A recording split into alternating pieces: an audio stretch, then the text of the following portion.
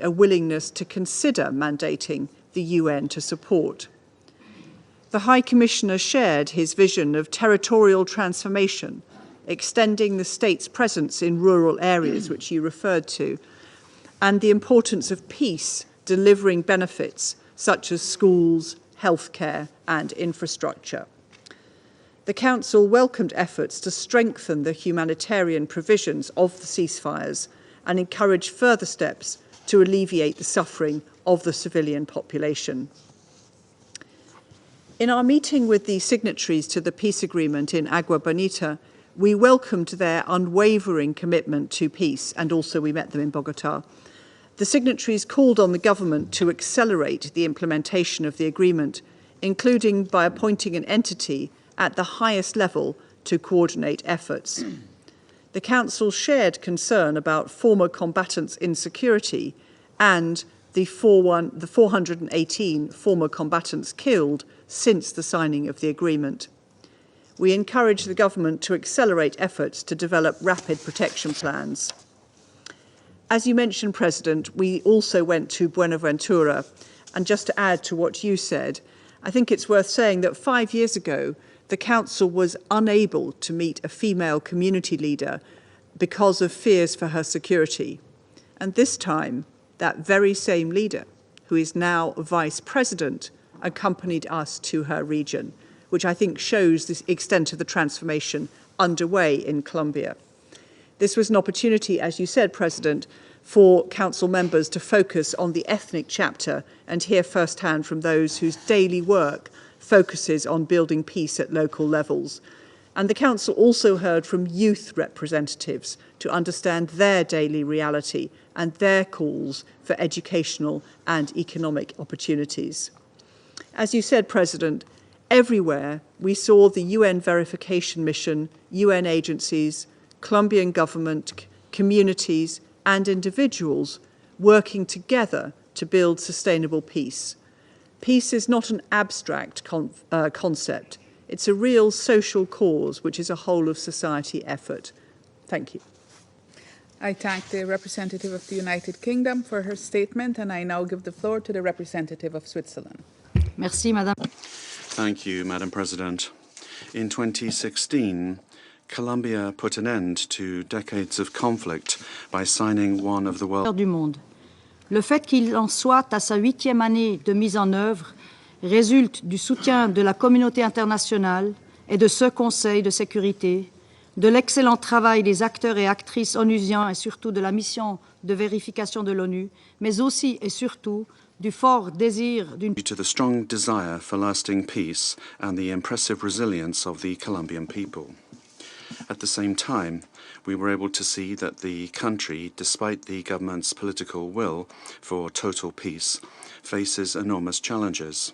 Time and again, we heard the same demands, which, and this is a lesson for this Council, are representative of most conflict solutions.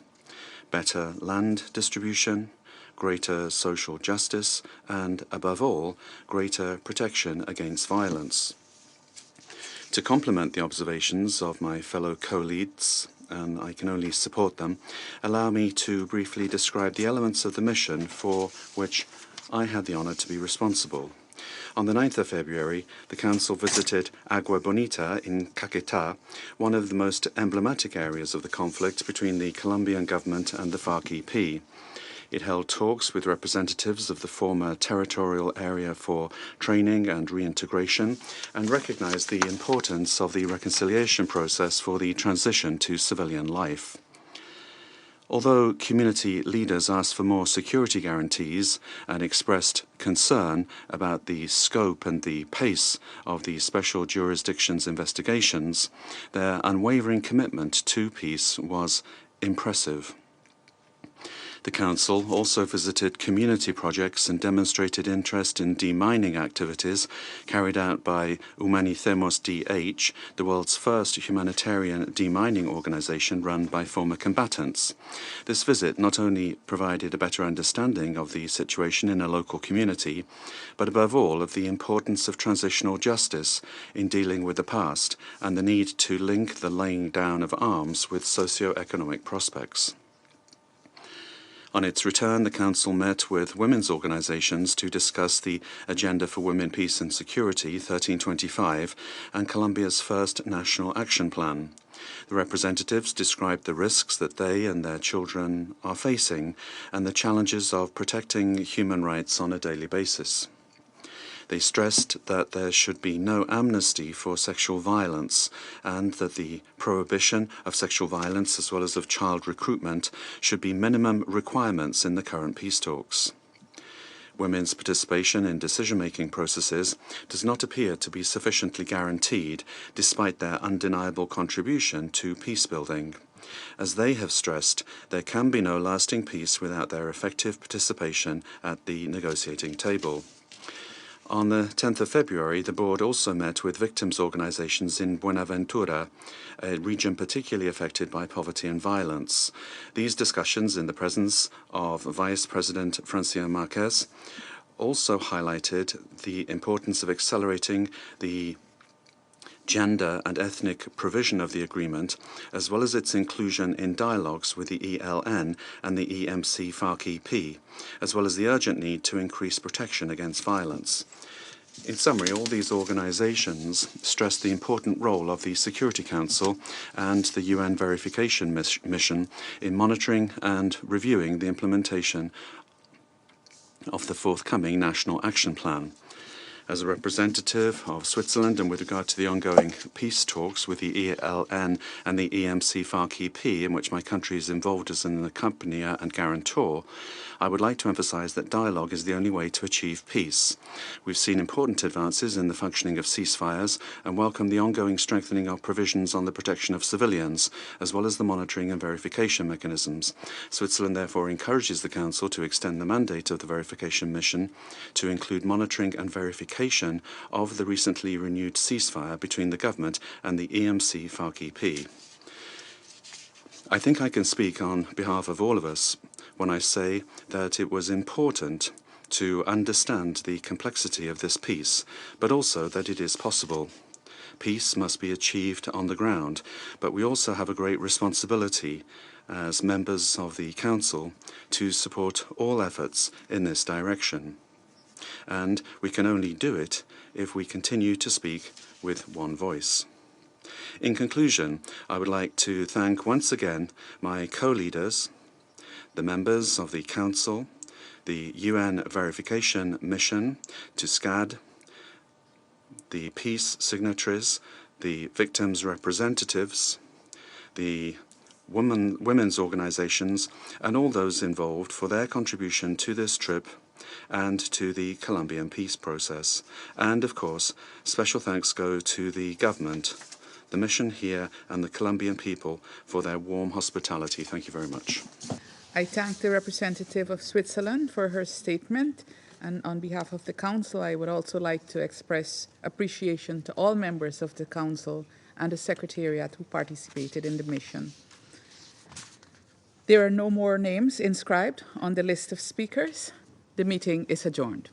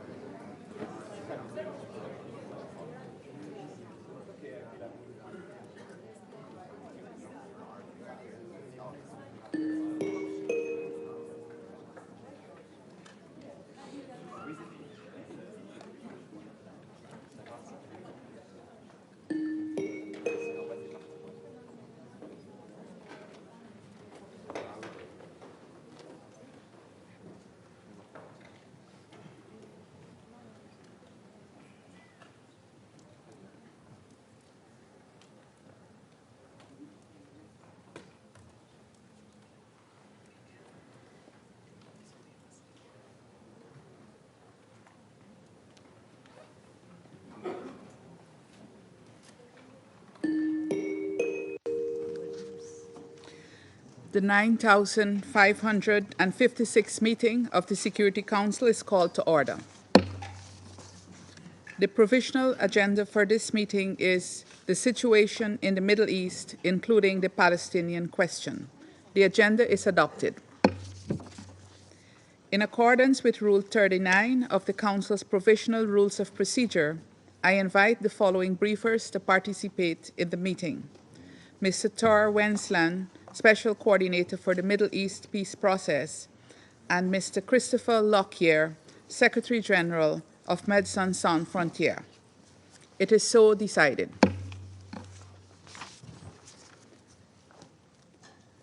The Security Council will now begin its consideration of item 2 of the agenda. I now give the floor to Mr. Tor Wennesland.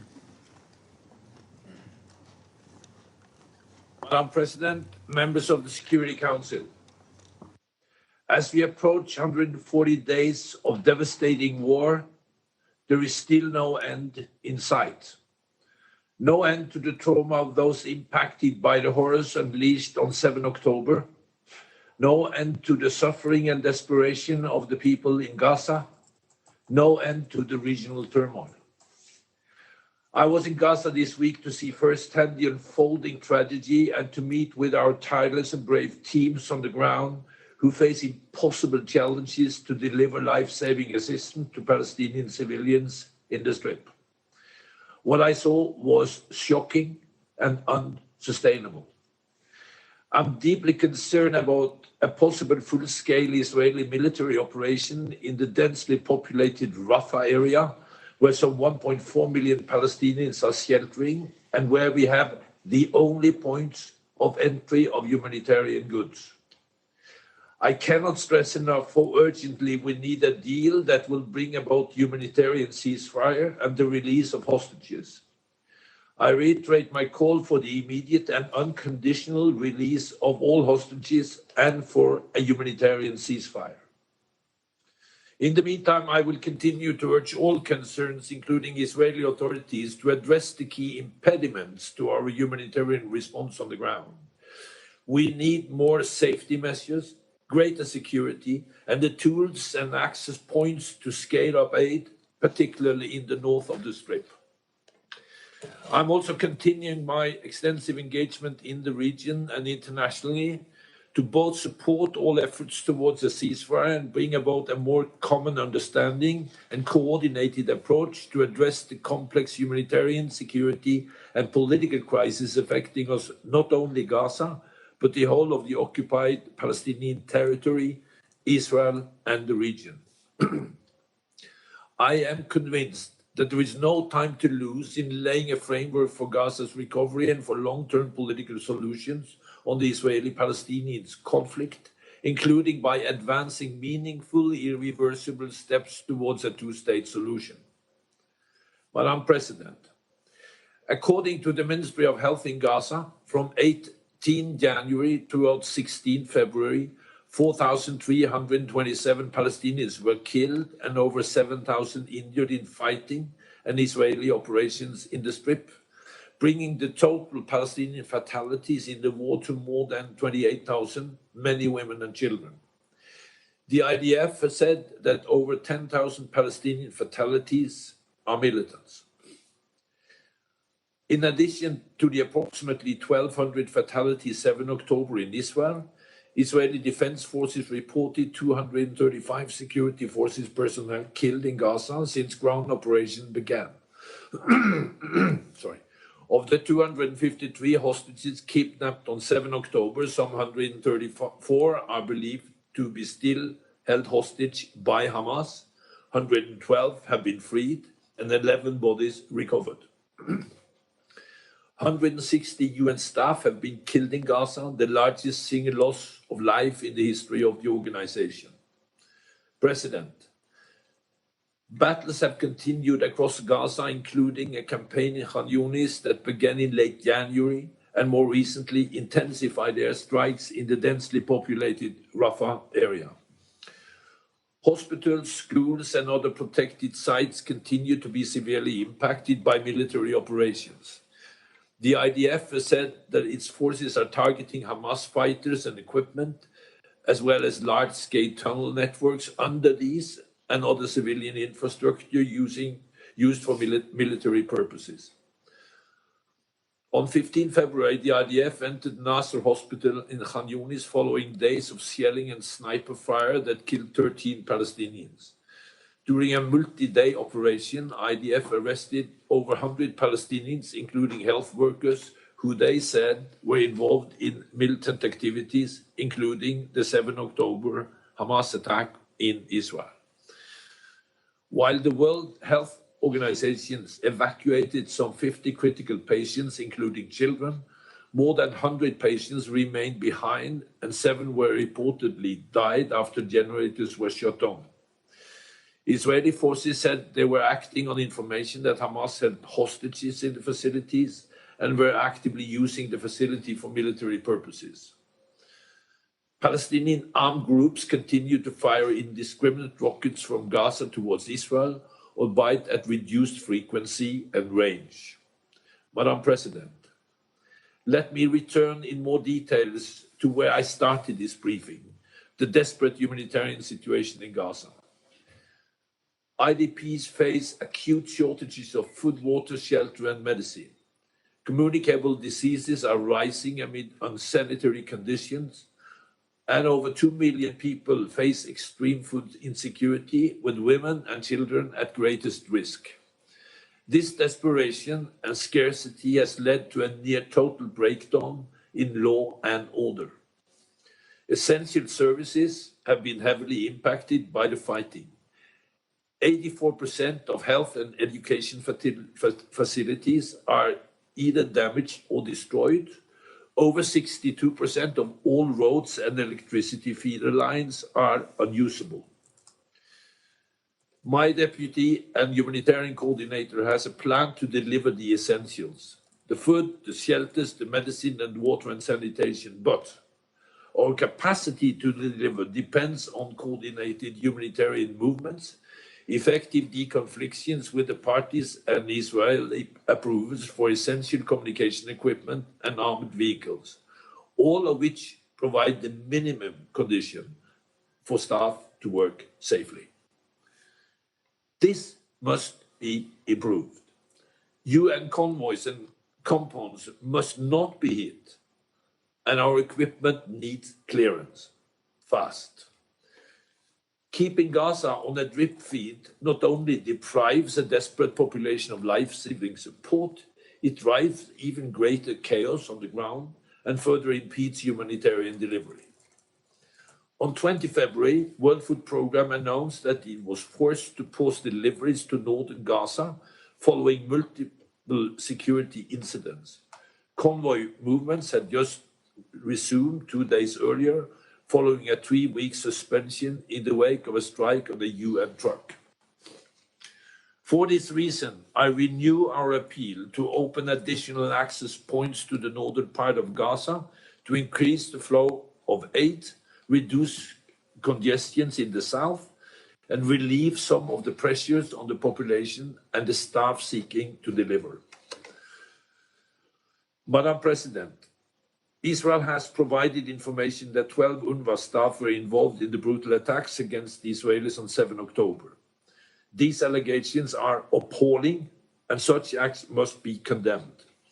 The Secretary General and UNRWA took swift actions, including terminating employment of the 10 active staff members and launching internal and independent investigations. Nevertheless, key donors have suspended aid amounting to over half of the agency forecasted income for 2024. While we address the very serious allegations at hand, we must recognize that UNRWA remains the backbone of humanitarian response on the ground. I reiterate the ESD's appeal to donors to guarantee the continuity of UNRWA's operation, not only for Gaza, but for the stability of the region. Madam President, turning to the occupied West Bank, 27 Palestinians, including 8 children, were killed by Israeli security forces, the majority in the context of Israeli operations in Area A, often including armed exchanges with Palestinians. On 30 January, an undercover IDF unit killed 3 Palestinians inside a hospital in Jenin, one of whom was a patient. The IDF said that the 3 who were claimed by members of armed groups were planning an attack against the Israelis. During the reporting period, 3 Israelis, including 1 woman, was killed in Palestinian shooting attacks in the occupied West Bank and in Israel, including 2 at a bus stop on 16 February by Palestinians, who was also killed on the scene. In today's early morning hours, a deadly terror attack by 3 Palestinians against Israeli commuters near Mal Adumim settlement outside Jerusalem is yet another reminder of the boiling tension on the ground. Settler attacks against Palestinians and their property also continued. On 1st of February, US President Biden issued an executive order imposing sanctions on persons undermining peace, security, and stability in the West Bank. 4 Israeli settlers have been sanctioned under the order, while the UK and France have also announced sanctions against settlers. Settlement activities also continued as Israeli authorities published tenders for approximately 420 housing units in Area C settlements. On 14 February, after an extended legal battle, Israeli authorities demolished the home of a prominent community leader in Al-Bustan in occupied East Jerusalem, citing the lack of Israeli-issued building permits, which are almost impossible for Palestinians to obtain. I am concerned that if the violence in Gaza does not end, the tensions and restrictions remain high in the West Bank, including at the holy sites in East Jerusalem. The holy month of Ramadan risks becoming another volatile marker rather than a time for contemplation and healing. I also remain deeply concerned about the economy of the West Bank and the PA's fiscal crisis. In this context, I welcome Norway's announcement on 18 February that an arrangement was reached with the parties to facilitate a partial transfer of the money clearance revenue, not included the amount Israelis say PA transfers to Gaza.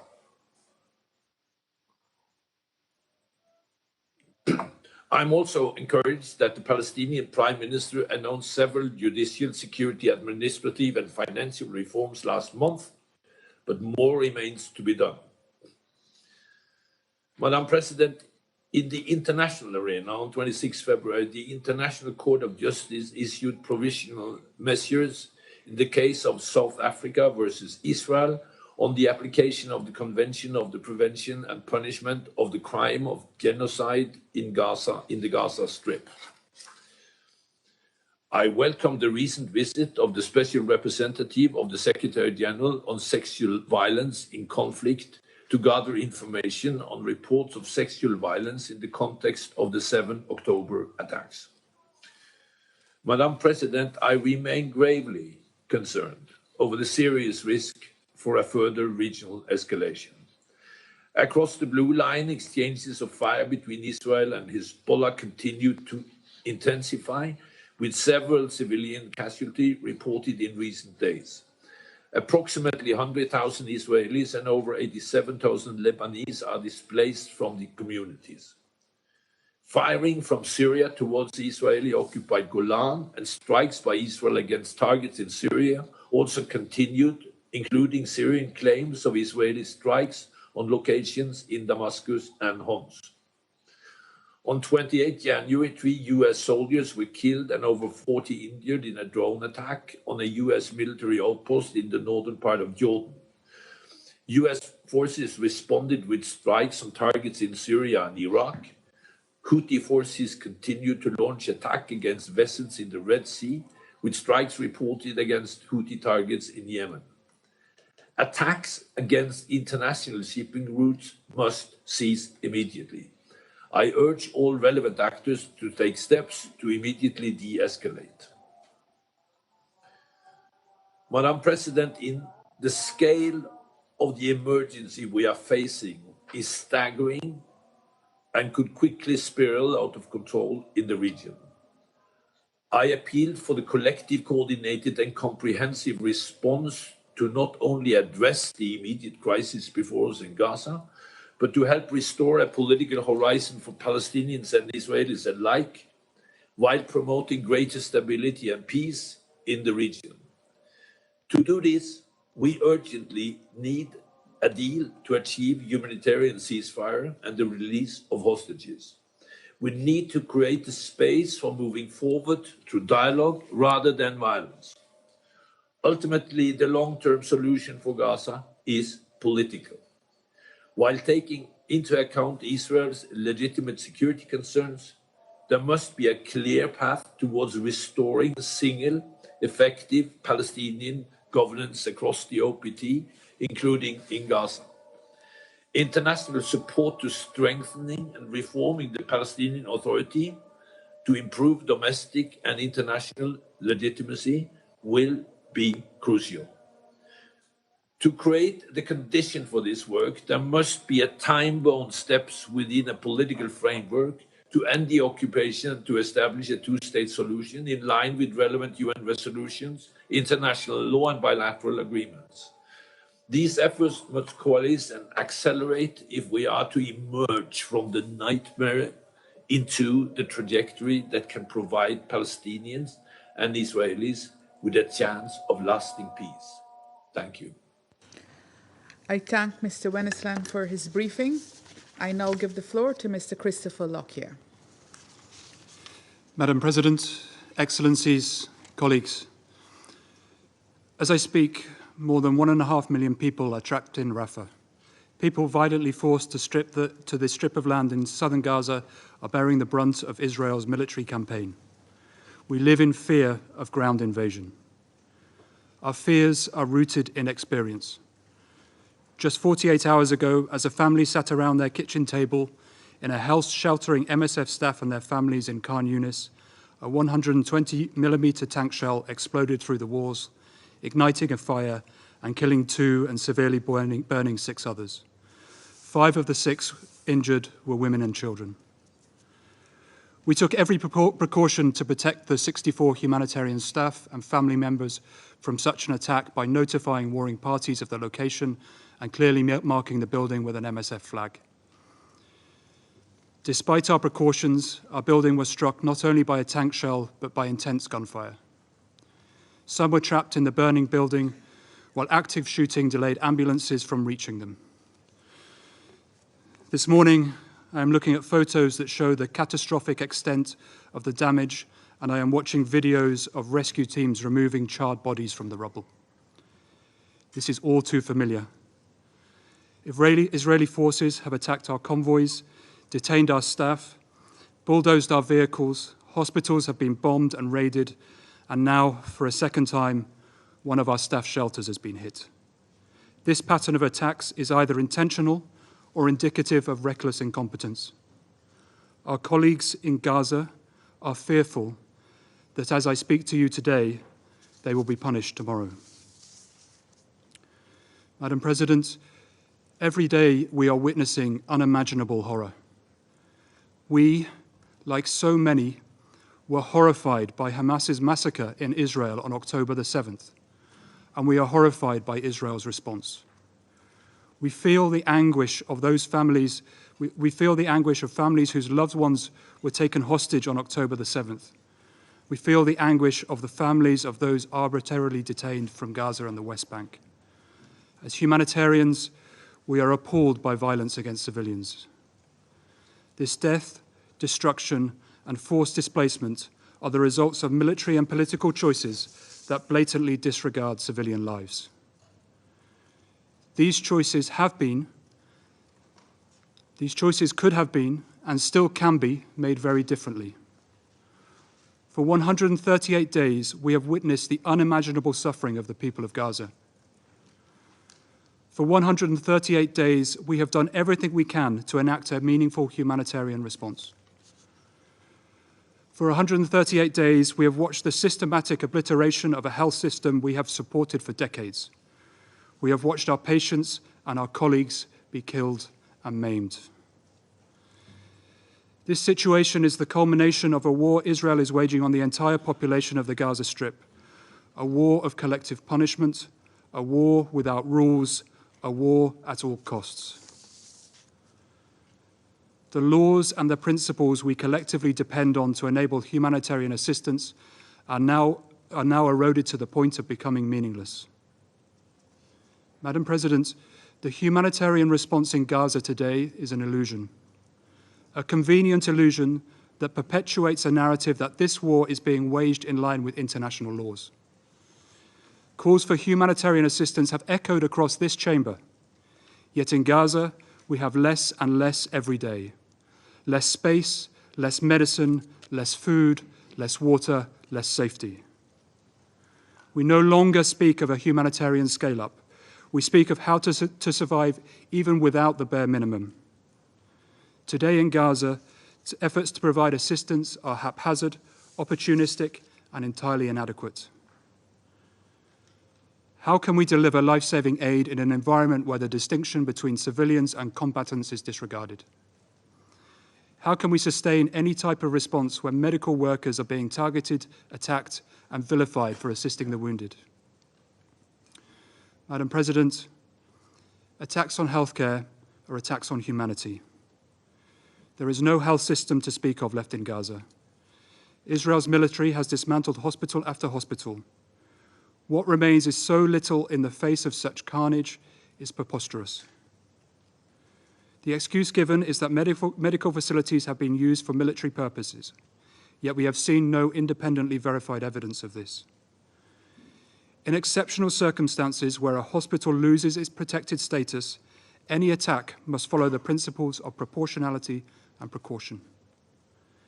Instead of adhering to international law, we see the systematic disabling of hospitals. This has left the entire medical system inoperable. Since October the 7th, we have been forced to evacuate 9 different health facilities. 1 week ago, Nazar Hospital was raided.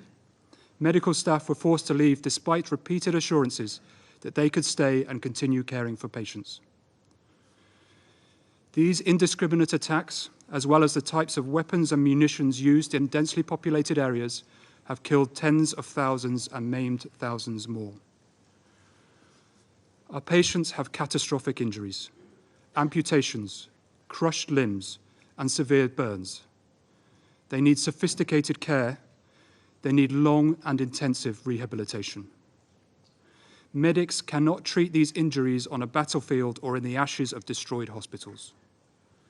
There are not enough hospital beds, there are not enough medications, and not enough supplies. Surgeons have had no choice but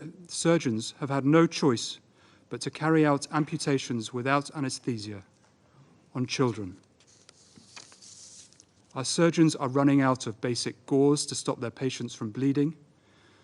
They use it once, squeeze out the blood, wash it, sterilize it, and reuse it for the next patient.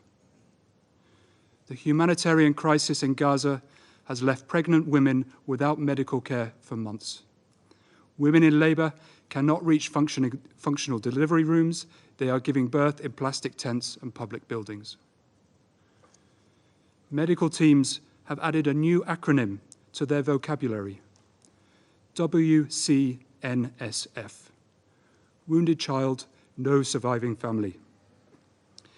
Children who do survive this war will not only bear the visible wounds of traumatic injuries, but the invisible ones too.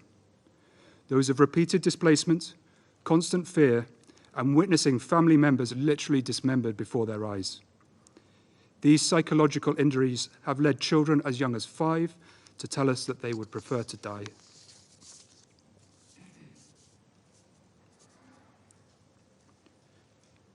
The dangers for medical staff are enormous. On a daily basis, we are making the choice to continue working despite the increasing risks. We are scared. Our teams are beyond exhausted. Madam President, this must stop. We, along with the world, are closely watching how this Council and its members have approached the conflict in Gaza. Meeting after meeting, resolution after resolution, This body has failed to effectively address this conflict. We have watched members of this council deliberate and delay while civilians die. We are appalled by the willingness of the United States to use its powers as a permanent council member to obstruct efforts to adopt the most evident of resolutions, one demanding an immediate and sustained ceasefire. 3 times this council has had an opportunity to vote for the ceasefire that is so desperately needed, and 3 times the United States has used its veto power, most recently this Tuesday. A new draft resolution by the United States ostensibly calls for a ceasefire. However, this is misleading at best. This council should reject any resolution that further hampers humanitarian efforts on the ground and leads this council to tacitly endorse the continued violence and mass atrocities in Gaza. The people of Gaza need a ceasefire not when practicable, but now. They need a sustained ceasefire, not a temporary period of calm. Anything short of this is gross negligence. The protection of civilians in Gaza cannot be contingent on resolutions from this council which instrumentalize humanitarianism to blur political objectives. The protection of civilian infrastructure, of health workers and health facilities falls first and foremost on the parties to the conflict. But it is also a collective responsibility, a responsibility which rests with this council and its members as parties to the Geneva Conventions.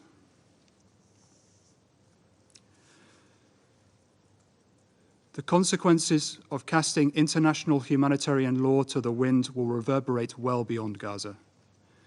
It will be an enduring burden on our collective conscience.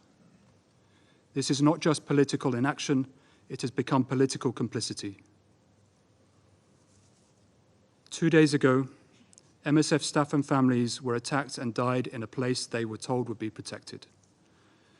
Today, our staff are back at work, risking their lives once again for their patients.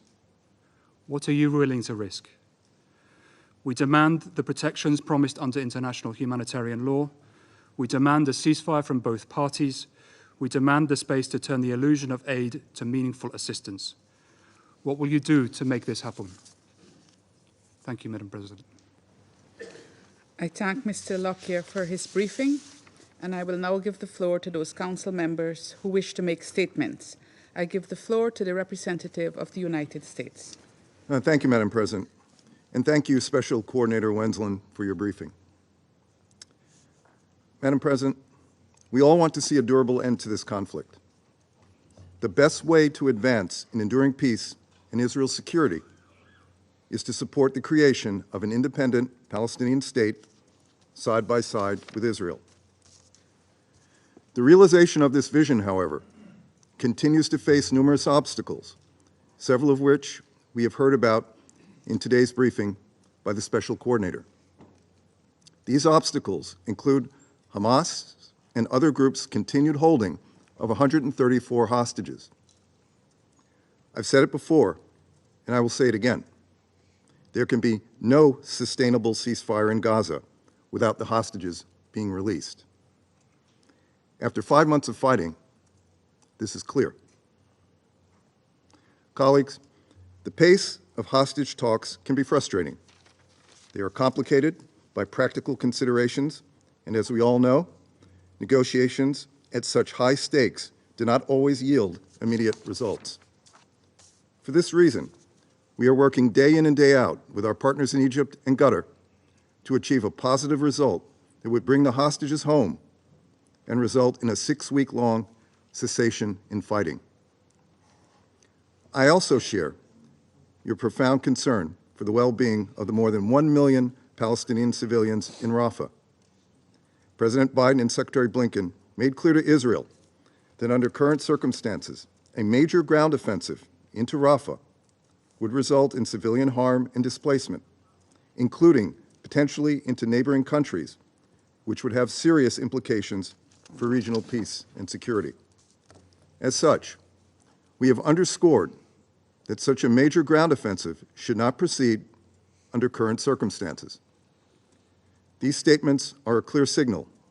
Israel should not proceed with an operation that we know will create more suffering and worsen the humanitarian crisis in the absence of a viable plan to protect civilians. We all want to see a durable end to this conflict, and there are three key elements I'd like to highlight. A temporary ceasefire conditioned on an agreement to release the hostages is the first step. Again, this is the best path forward. Protection of civilians. Again, we have communicated our concerns to Israel quite clearly. We need better deconfliction and coordination mechanisms so that humanitarian personnel can perform life-saving work, a point that was reinforced today by the special coordinator.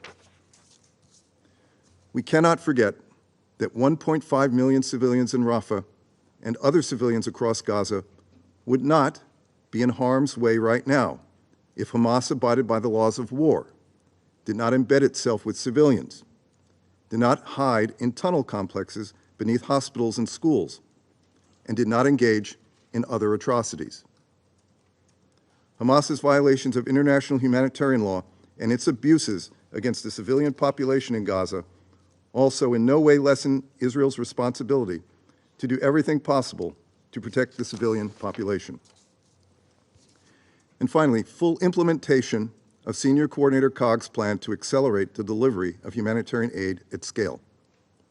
That includes opening additional crossings for delivery of aid and commercial goods and keeping currently available crossings open. Here, again, the United States has been clear with Israel about the need for urgent and specific steps to increase the throughput and consistency of humanitarian assistance. Colleagues, let me close by emphasizing what Ambassador Thomas Greenfield noted the other day. Namely, the United States stands ready and indeed has begun negotiations on a council product that supports diplomacy on the ground to bring about a sustainable end to this conflict. Moreover, the United States will continue to press the parties to reach a deal that would bring the hostages home and allow for an extended 6-week temporary ceasefire. Council support for this diplomacy is critical to increase pressure on Hamas to accept the agreement on the table. Securing that agreement and successfully implementing it is how we lay the foundation for a durable peace. This is critical for Palestinian civilians in Gaza whose family members have been killed, whose homes have been destroyed, who have been displaced multiple times, and who wonder where they'll find their next meal or when and where the next airstrike will land. It is critical for the families of hostages, mothers and relatives who don't know whether their children are alive, injured, or deceased. It is critical for Israelis, many of whom are still displaced or face barrages of rocket fire. It is critical for Palestinian civilians in the West Bank who face record levels of violence by extremist settlers, violence that we unequivocally condemn. It is critical for humanitarian workers and journalists who put their lives on the line every day to do their jobs and to help us do ours, and must be protected. And it is critical to everyone who desperately wants to see sustainable peace in this region. We welcome the support of Council members for ongoing diplomacy and thank the UN for its ongoing efforts toward a sustainable end to this tragic conflict. Thank you, Madam President. I thank the representative of the United States for his statement, and I now give the floor to the representative of the Russian Federation. Madam President, we wish to thank the briefers for their objective assessments of the catastrophic situation in the Gaza Strip, particularly the direct, frank, and blood-curdling testimony from Mr. Lockyer. What can be added to those words? Can we even bear to hear more? Madam President, today's meeting is taking place against the backdrop of yet another veto exercised by the United States, a veto against the draft resolution of the Security Council for an immediate ceasefire in the Strip. There is no justification for the American delegation for such action. There is no justification. There can be no justification for this. The unprecedented levels of violence in the Israeli-Palestinian conflict zone has been ongoing for 140 days now. The colossal figures of losses and devastation which we heard about from the briefers today speak for themselves. More than 29,000 people, including women, including children, have fallen victim to the indiscriminate bombardment and Israeli military operations. At least 69,000 people have been wounded and horrific injuries. These are horrific injuries, as we have already heard today. 80% of the entire population of the Strip have now become internally displaced persons, the majority of whom have found refuge in the south of the Strip in the cities of Khan Yunis and Rafah, which are effectively besieged. The Israeli Air Force has been aggressively bombing them. We are effectively talking about a deliberate policy of Western Jerusalem to expel the Palestinians from Gaza, the consequences of which will inevitably result in Gazans breaching the border with Egypt, and the humanitarian disaster will then spill over onto Egypt's soil. These so-called diplomatic efforts of Washington on the ground, which our U.S. colleagues have been so increasingly vocal about, these incantations have thus far had no effect whatsoever. It is clear that real leverage over the Israeli government is something which Washington simply does not have. The Western Jerusalem authorities have been categorically stating that the cleansing of the Strip apparently will continue for more months. They have been issuing calls to continue the military operation to eliminate UNRWA's presence in the Strip and to violently and forcibly displace the Palestinians from their homes. At the same time, it is also clear that despite the bravado, Israel has been failing to achieve its stated objectives. The Israeli military operation, judging by open source information, has not helped and will not help to release the hostages. Against this backdrop, the statement by the U.S. representative about a ceasefire not being able to take place without the release of hostages seems doubly cynical. This release of hostages cannot take place without a ceasefire. So what we are observing is the impasse of unbridled escalation, where thousands upon thousands of Palestinians are becoming victimized. At the Security Council, there's an effective consensus about the need to end this violence. The path to multilateral efforts under the aegis of the United Nations is blocked merely by one delegation, that is the United States of America.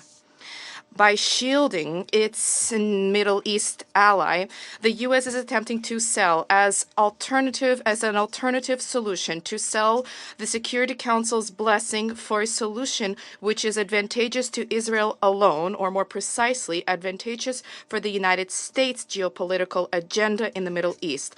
All United Nations structures, led by Secretary General Guterres, have been unanimously stating that there is a need for an urgent humanitarian ceasefire as the prerequisite for the establishment of humanitarian assistance at the necessary level and the establishment of conditions for the release of hostages.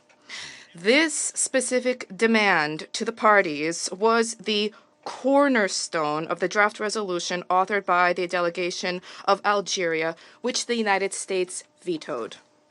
Colleagues, by blocking Security Council resolutions time after time and arrogantly calling on the Security Council not to interfere with your diplomacy, you are doing yourselves a disservice. Instead of allowing the Council to leverage the resources at its disposal to exercise its authority, you are increasingly losing control over the situation. You are giving the green light for the continuation of the aggression against the Palestinian people, including for the conduct of the ground operation in Rafah.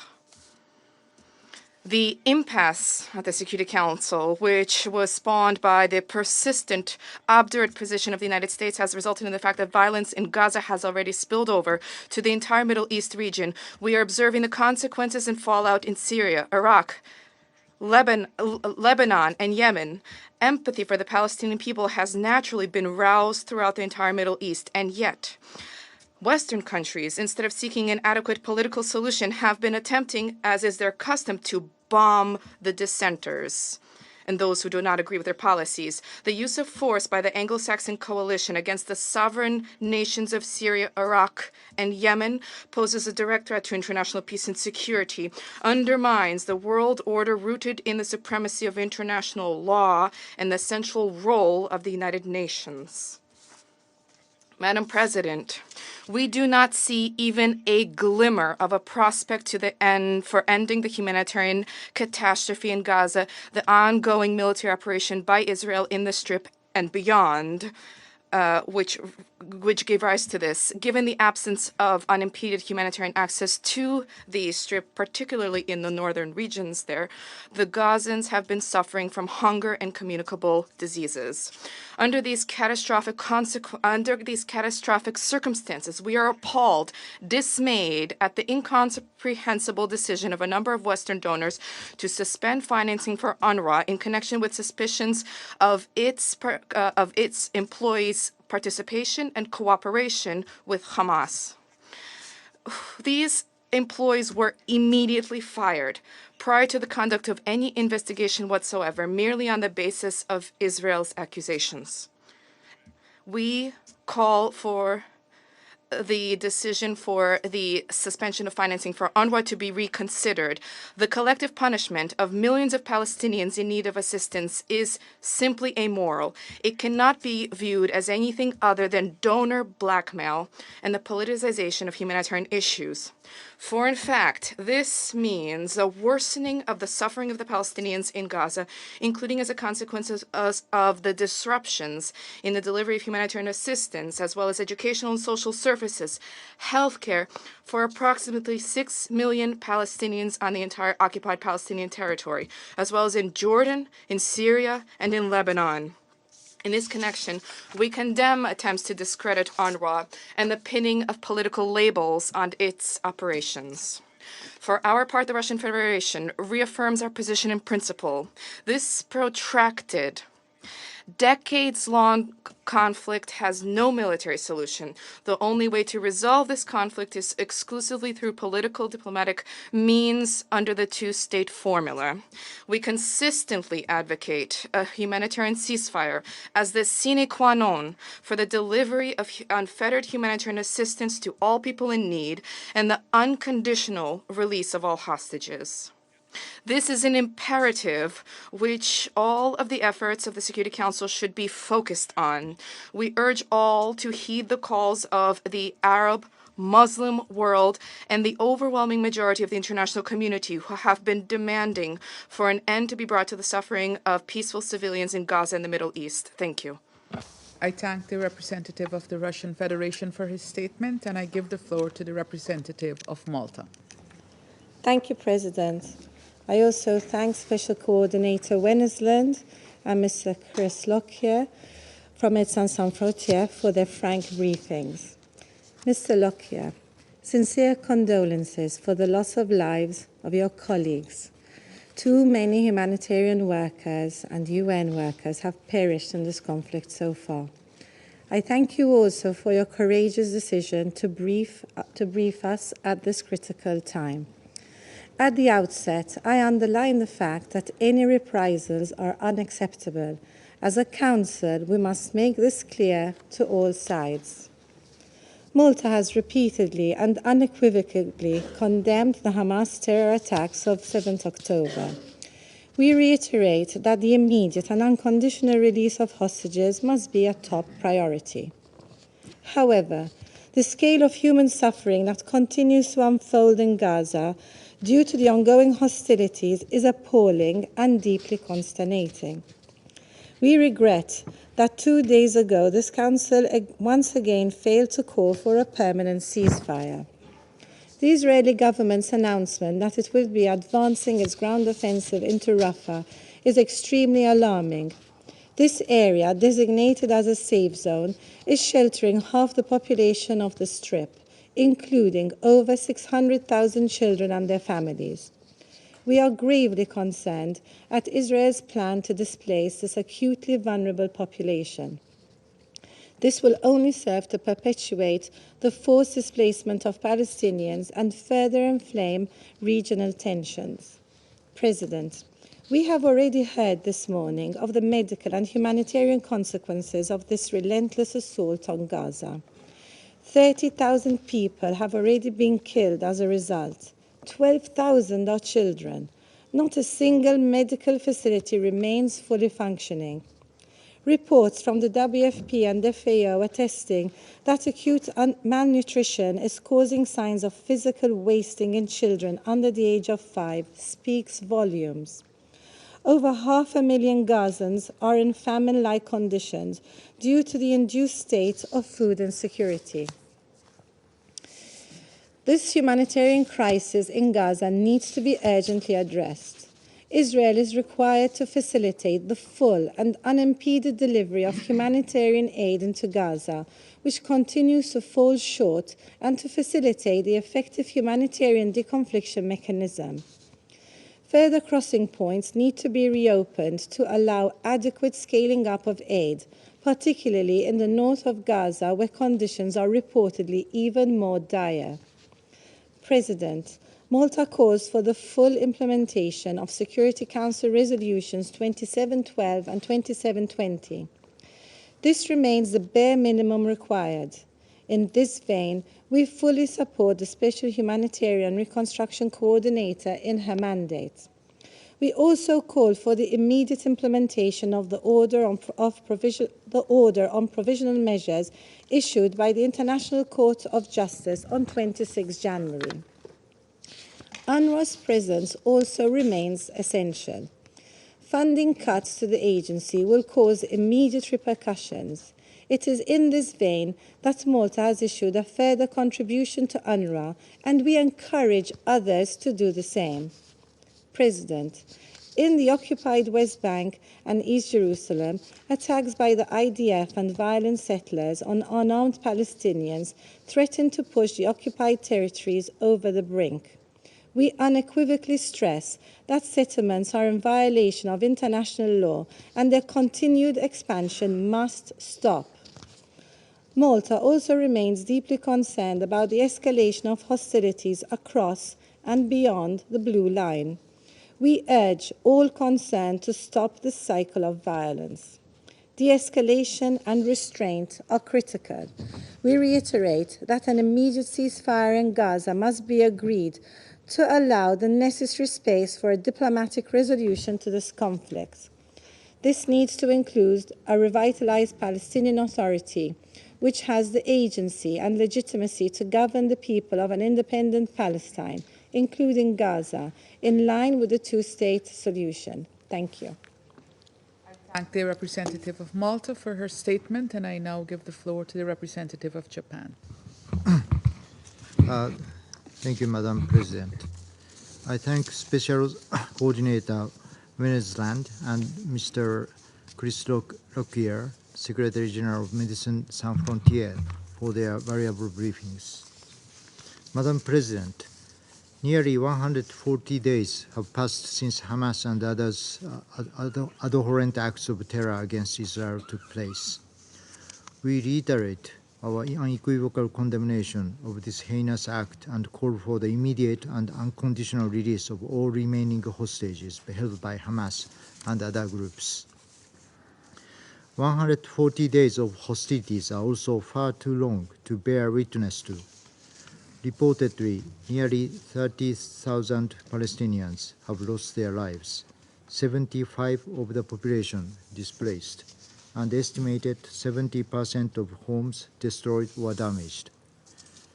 Japan is deeply concerned about the Israeli military offensive into Rafah, where almost 1.5 million people are sheltering. The humanitarian situation in Gaza has been a nightmare for too long. It is also regrettable the World Food Programme has to pause food deliveries to northern Gaza despite widespread starvation and disease. To meet the enormous humanitarian requirements, more coordination between relevant parties is necessary. We also need more trucks and fuel inside Gaza to ensure consistent and predictable aid delivery. We urge Israel to open additional border crossings and secure humanitarian corridors so that the humanitarian actors can safely carry out their work. We strongly support the efforts of UN Senior Coordinator Ms. Sigrid Kaag to overcome the many impediments to reaching those in need. In this vein, Japan reiterates that the humanitarian ceasefire needs to be realized promptly in such a way as to ensure a conducive environment for sufficient humanitarian assistance activities, as well as to lead to release of remaining hostages, therefore resulting in the realization of a sustainable ceasefire. The Security Council was unable to adopt a resolution 2 days ago, but our collective endeavor must continue. We also express deep appreciation for the ongoing four-party diplomatic talks, hoping that they swiftly bear fruit. Madam President, the conflict is already spreading across the region, from Israeli settler violence in the West Bank, intensified hostilities between Hezbollah and Israel, and to provocative attacks against vessels by the Houthis in the Red Sea. We cannot afford a wider conflict which would reverberate around the world. All parties must abide by international law, including international humanitarian law, and observe in good faith relevant Security Council resolutions. Japan takes the allegations made against UNRWA seriously. At the same time, we also understand its services are vital to Palestinians across the region. We therefore hope the independent investigations now underway will efficiently and swiftly concluded, and the agency will take appropriate measures, including strengthening its governance, in order to restore the trust of the international donors in a sustainable way and broaden donor bases. Japan will continue to work with other Council members toward regional stability. It is high time that we heed many calls to save lives, including from the ICJ, in its legally binding order on the provisional measures. To conclude, I would like to stress that de-escalation and the humanitarian ceasefire are prerequisite for the ultimate goal that we all wish to see, which is two independent states, Israel and Palestine, living side by side in peace and security. I thank Madam President. I thank the representative of Japan for his statement, and I now give the floor to the representative of the United Kingdom. Thank you, President, and thank you, Special Coordinator Wennesland, for your briefing today. Mr. Lockyer, I join others in offering condolences to the families and friends of those who have lost their lives, and also I salute the courage of those who have decided to stay. Your briefing to us was harrowing and your message was unequivocal and clear, and I thank you for that. Colleagues, we all know that Palestinian civilians are facing a devastating and growing humanitarian crisis in Gaza. We want the fighting to stop now. But simply calling for a ceasefire now doesn't make it happen, and it won't make it sustainable. That is why we're calling for an immediate suspension in fighting to get aid in and hostages out, and then progress towards a sustainable, permanent ceasefire, without a return to destruction, fighting, and death. That means the release of all hostages, the formation of a new Palestinian government for the West Bank and Gaza, accompanied by an international support package, removing Hamas' capability to launch attacks against Israel, Hamas no longer being in charge of Gaza, and a political horizon which provides a credible and irreversible pathway toward a two-state solution. Current negotiations are critical to secure the release of the hostages held in Gaza, as well as progress towards our shared objective of a sustainable ceasefire. The UK government continues to work intensively with partners across the region to support this, and we call on all actors to do the same. President, we are gravely concerned by the prospect of an Israeli offensive on Rafah, which would have disastrous consequences for the civilians sheltering there with nowhere else to go. Over half of Gaza's population are sheltering in the area, and the Rafah crossing is vital to ensure aid can reach the people who so desperately need it. That is why the immediate priority must be a suspension in fighting, which is the best route to secure the safe relief of hostages and significantly step up the aid reaching Gaza. We're also gravely concerned that the UN World Food Programme has had to pause deliveries of food aid to northern Gaza. We continue to stress the need for Israel to support the UN to distribute aid effectively across the whole of Gaza, including in the north, as the Special Coordinator referred to, and for Israel to open more crossing points into Gaza. Nitzana and Kerem Shalom must be open for longer. Israel must also ensure effective deconfliction in Gaza and take all possible measures to ensure the safety of medical personnel and facilities.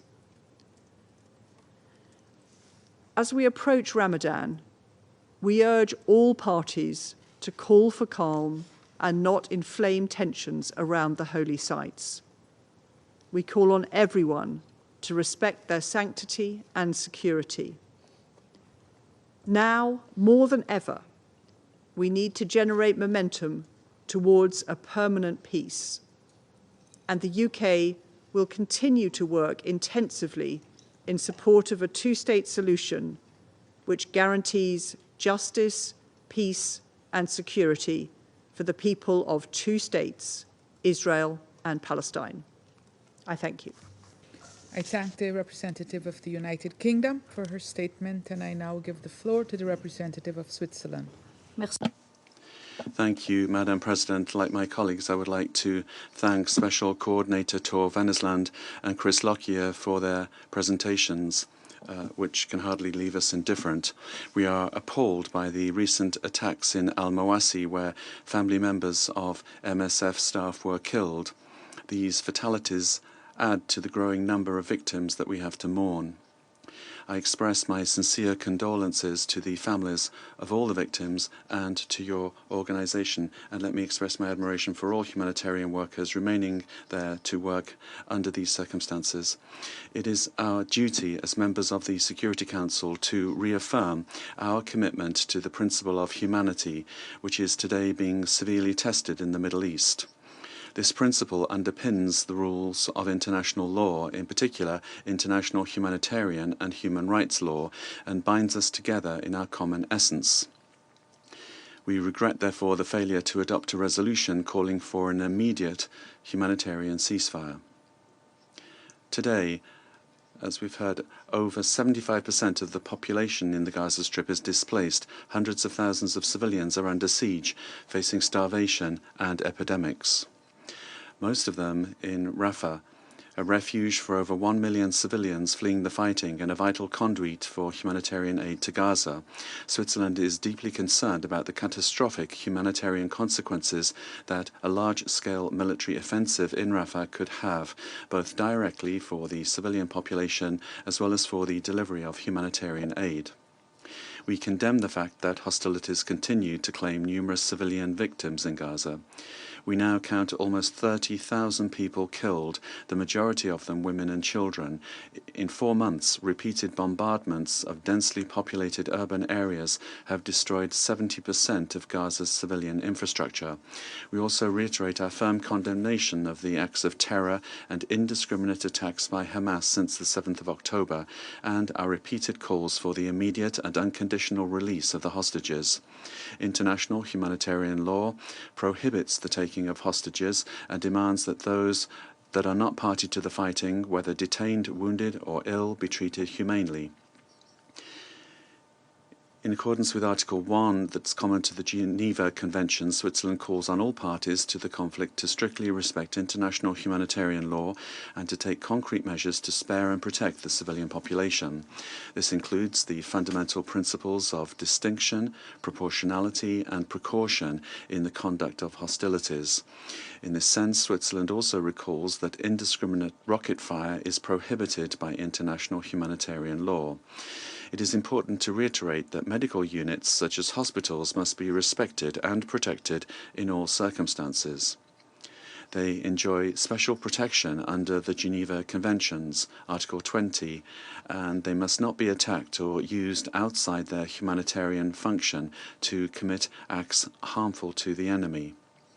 We are deeply concerned by the consequences of the collapse of the health system in the Gaza Strip on civilians, including nearly 70,000 wounded. According to Article 55 of the Fourth Geneva Convention, and I quote, "The occupying power has the duty to ensure the provision of food and medical supplies to the population." This must be done now.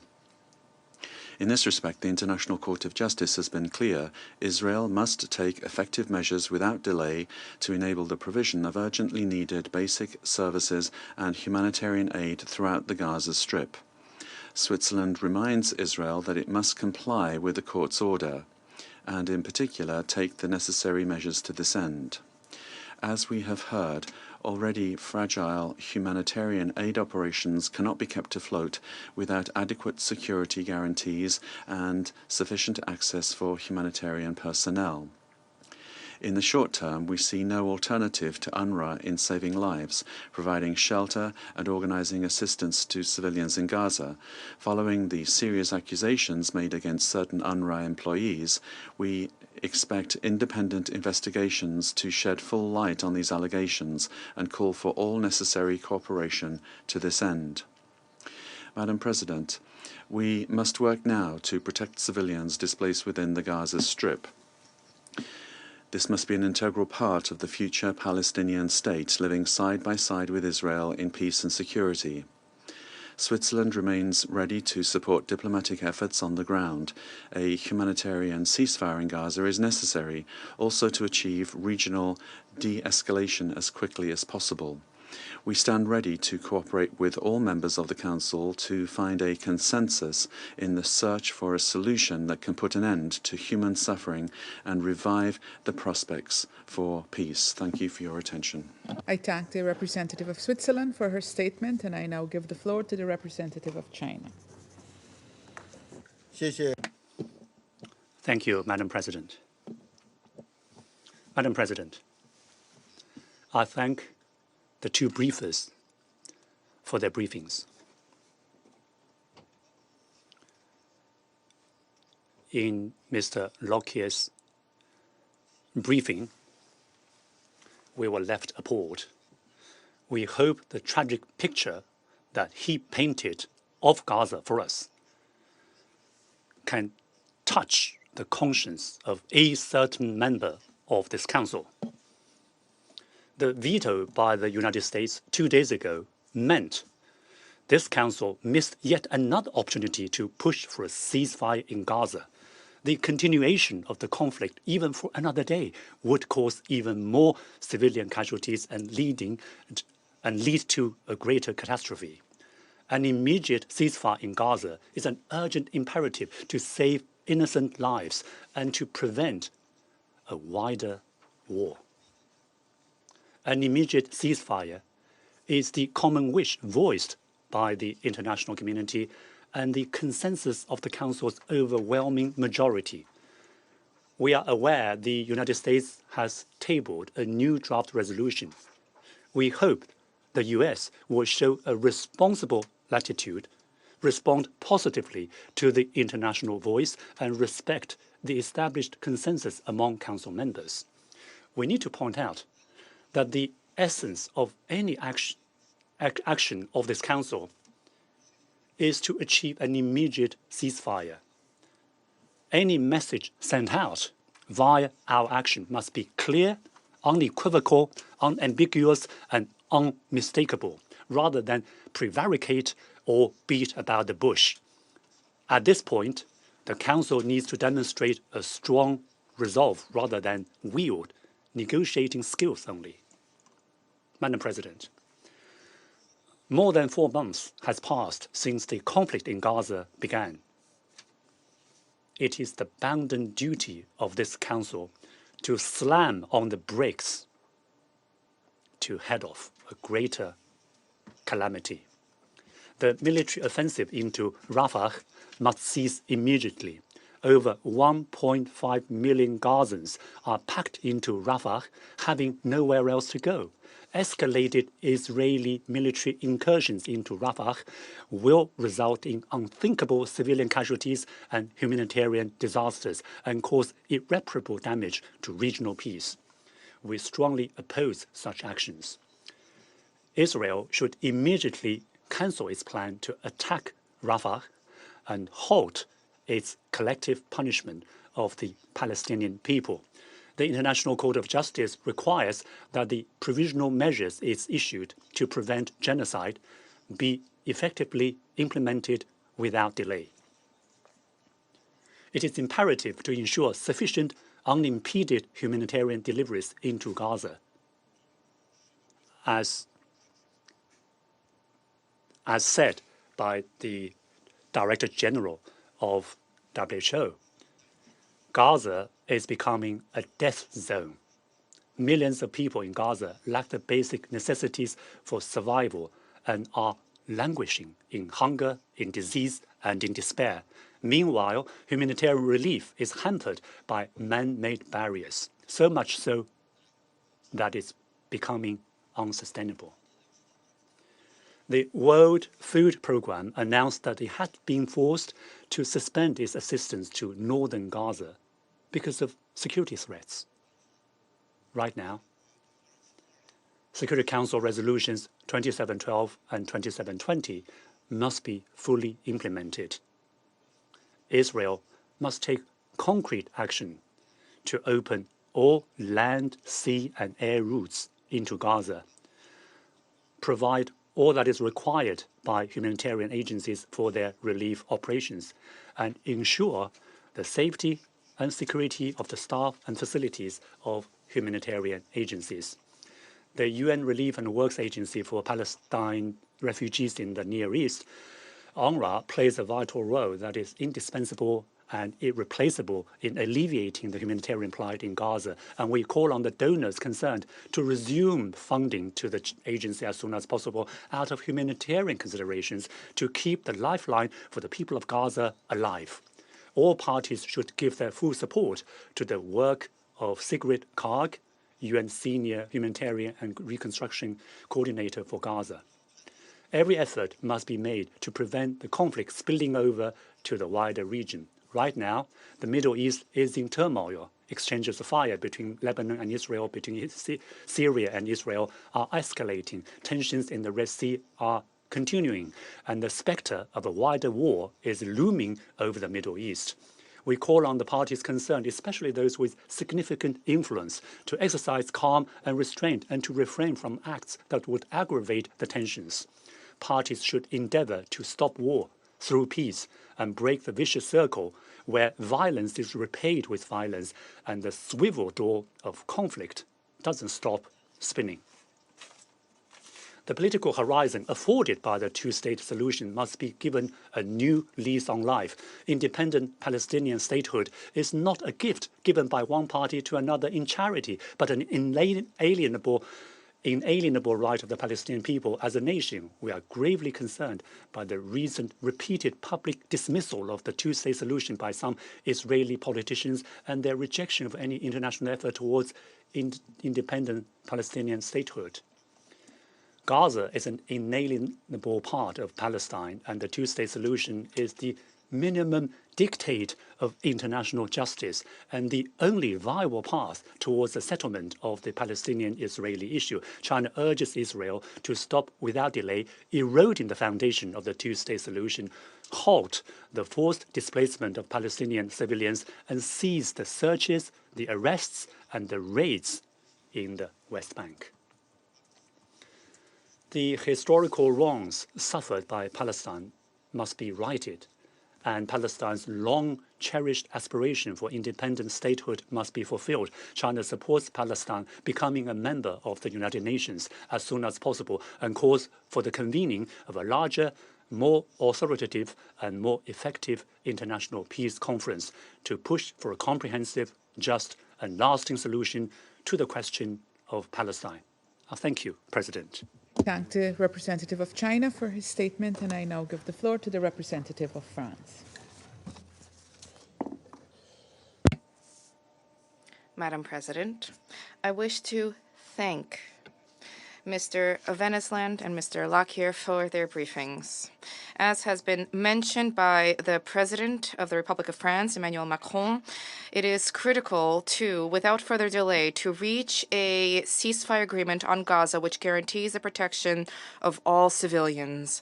The human toll and the humanitarian situation are catastrophic.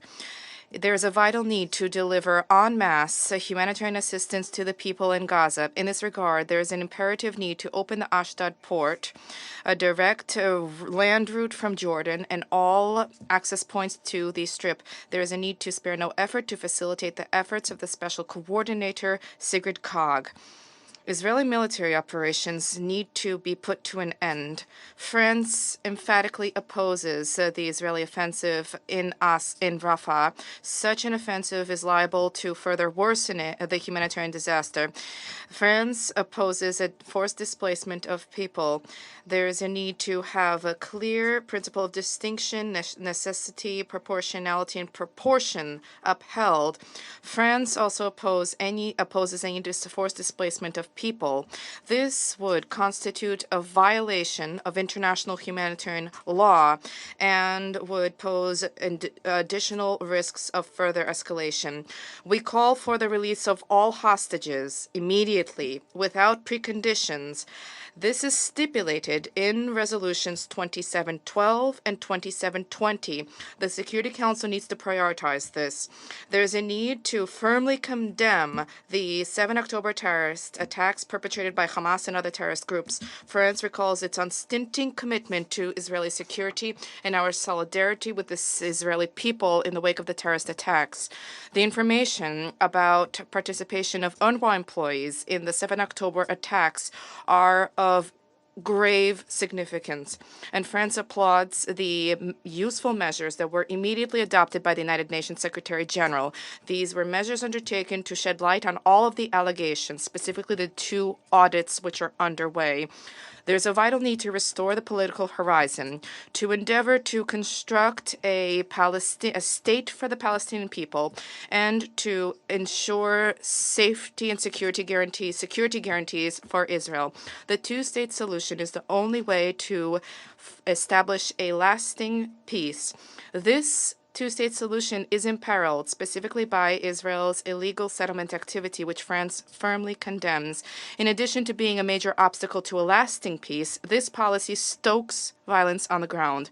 In this regard, we are concerned about violence perpetrated by settlers in the West Bank.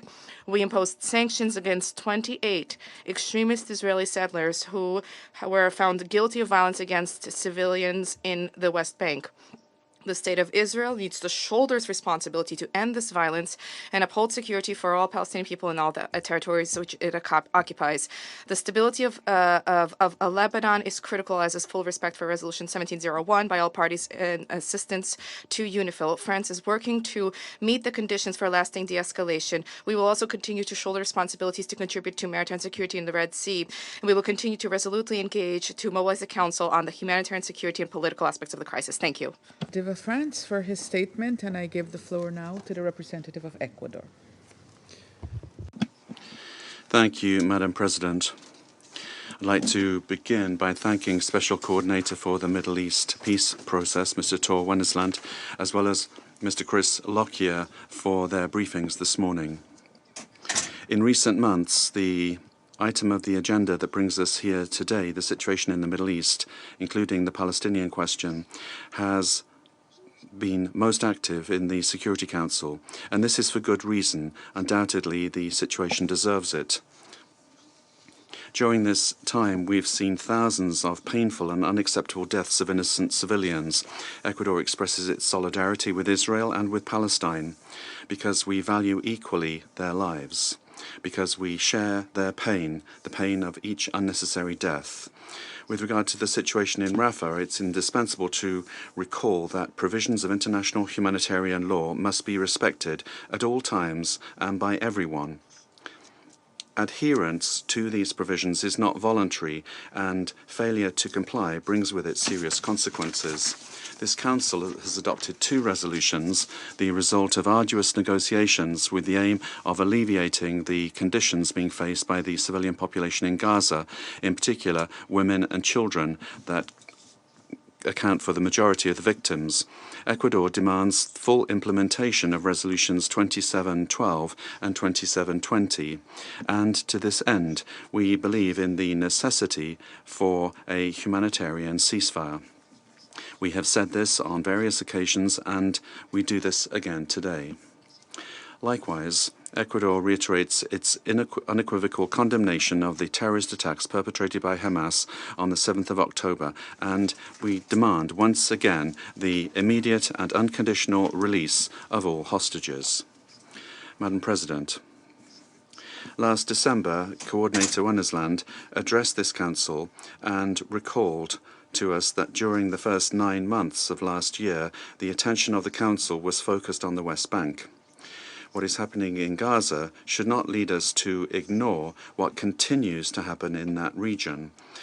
The settlement activities, the economic crisis, and the acts of violence continue. We are constantly witness to provocative acts and statements.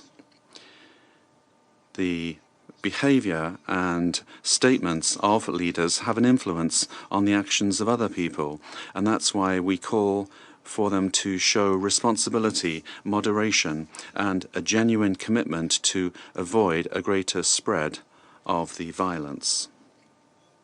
Today, we have to make a particular appeal for caution due to the sensitive period of the religious holidays approaching.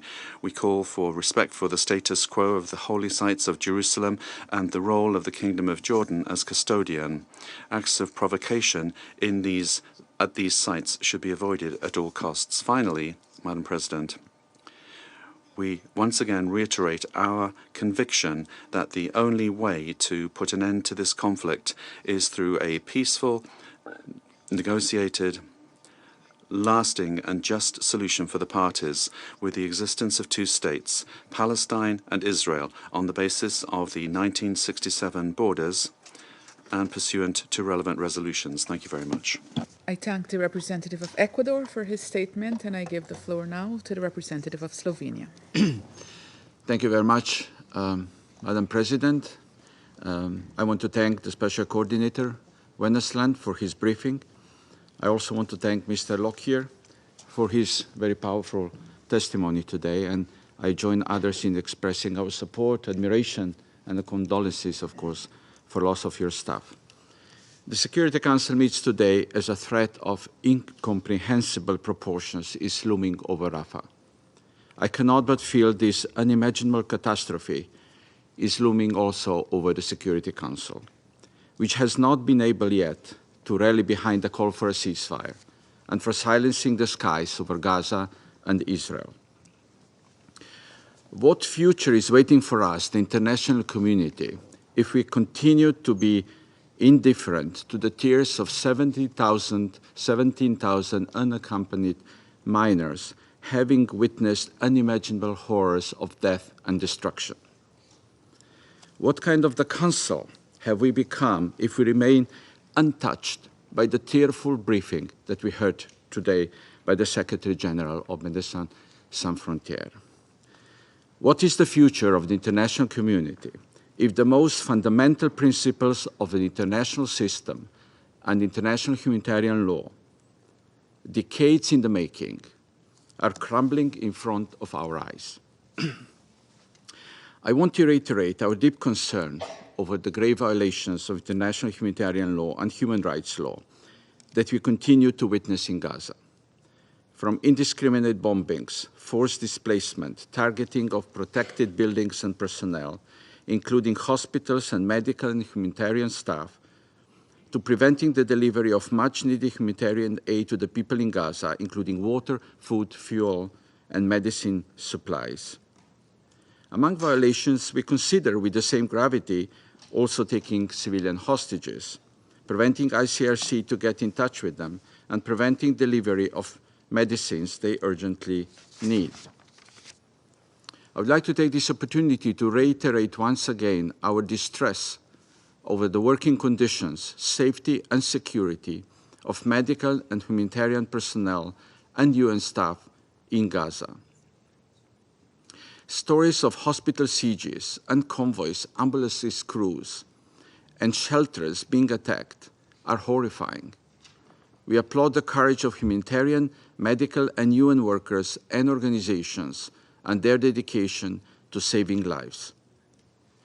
Slovenia has assumed its share of responsibility to alleviate the humanitarian crisis in Gaza. Just today, the government of Slovenia made additional contribution to UNRWA and is committed to providing further support in the future. Tomorrow, in cooperation with Jordan, Slovenia will provide a substantial amount of in-kind assistance to Gaza. Meanwhile, the violations of international humanitarian laws are continuing unchallenged, and they are weakening the power and sanctity of the rules of war, 75 years of which we are going to mark later this year. What consequences will these violations have for the safety of humanitarian and medical personnel in other and future conflicts? Madam President, it has been almost 4 weeks since the ICJ order on provisional measures. It is alarming that we have not seen a change in the way military operations are carried out. On the contrary, there is a continuing threat of an imminent Israeli ground invasion of Rafah, where massive civilian casualties are imminent. We are urging the Israeli government to restrain itself from carrying out such plans. We are condemning the statements and plans proposing mass displacement of Palestinians from Gaza and strongly reject them. To be clear, any displacement of the Palestinian population from Gaza could constitute another grave breach of international human rights law and international humanitarian law. Like we did 2 days ago and on every occasion in this Council, I would like to put on record our clear condemnation of the horrific Hamas attack on 7 October 23 and call for the immediate and unconditional release of all hostages. We remain hopeful about the negotiation process led by Egypt, Qatar, and the United States, and we thank them for their role. We expect both parties to engage in negotiations in a meaningful way and conclude them now. We have been discussing regional spillover since the start of this conflict. The messages of many countries and citizens have been clearer and sharper recent weeks. We fear this conflict is spiraling out of control. We are observing gradually deteriorating conditions in the West Bank, along the Blue Line, in the Red Sea, but also in Syria and wider. Every conflict situation in the Middle East has its own root causes and its own spoilers. but nobody can deny that a ceasefire in Gaza would have a calming effect on the rest of the region. Only political solutions can bring peace and security to the whole region, and it is the responsibility of this Council to pave the way for them. The pathway to peace and to the two-state solution can only be built on an inclusive political process with a vision for the future. Slovenia continues calling for an international peace conference to address a two-state solution in a comprehensive manner. Thank you. I thank the representative of Slovenia for his statement, and I give the floor now to the representative of Sierra Leone. Madam President, I thank Mr.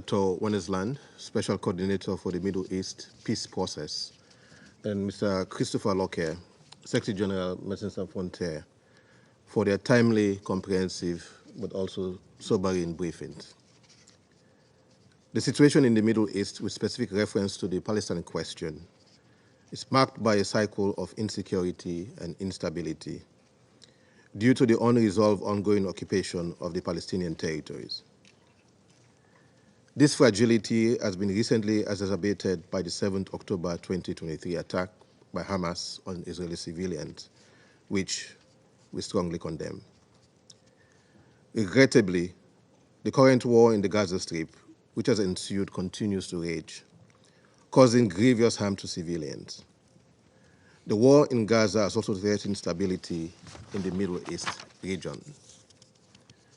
The severity of the situation at this stage is an indication that what should be foremost amongst our priorities as a Council is focusing on ending the war in Gaza and ensuring the release of all hostages held by Hamas and other armed groups.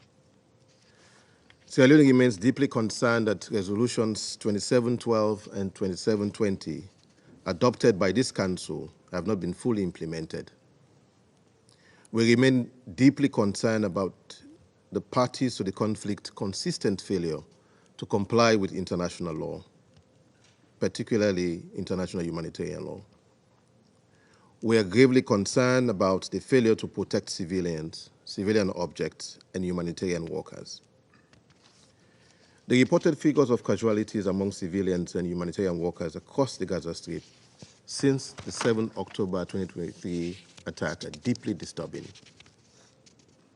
It is distressing to note that over 29,000 fatalities have been recorded, a greater percentage being women and children.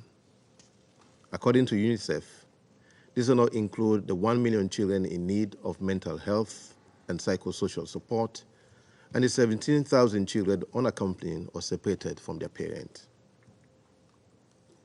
Our deep concern about the destruction of civilian infrastructure extends to acts of perfidy and military operations being executed in healthcare facilities, including the Nasser Hospital Complex in Khan Yunis. Such actions pose threats to patients and medical personnel obligated to be protected under international humanitarian law. We recognize the bravery and commitment displayed by United Nations personnel and a host of other humanitarian and medical workers who endeavor daily to provide life-saving aid to civilians in need amidst ongoing hostilities in Gaza.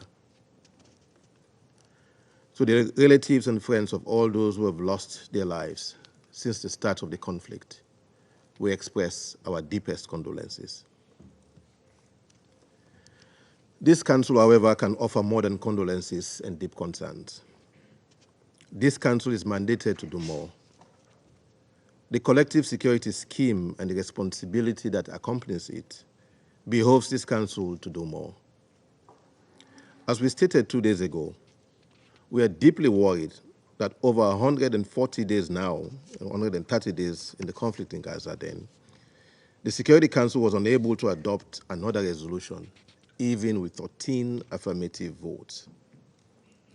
The resolution would have called for an immediate humanitarian ceasefire, demanding the immediate and unconditional release of all hostages, rejecting forced displacement of the Palestinians, reiterating the call for full, rapid, safe, and unhindered humanitarian access in Gaza, and the optimal political solution of a two-state solution, which could not be adopted.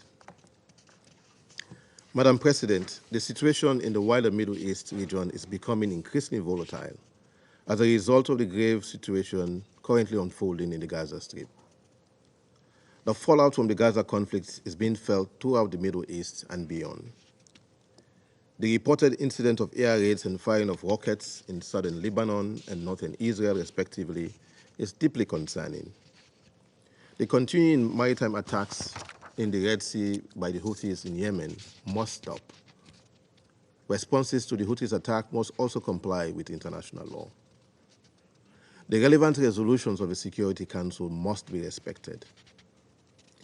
Given this situation, Sierra Leone has the following observations and immediate action points.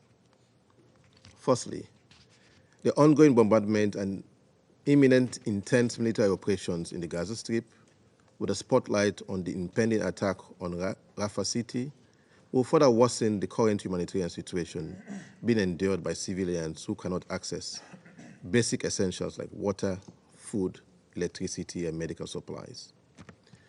Therefore, we emphasize the need for an immediate humanitarian ceasefire.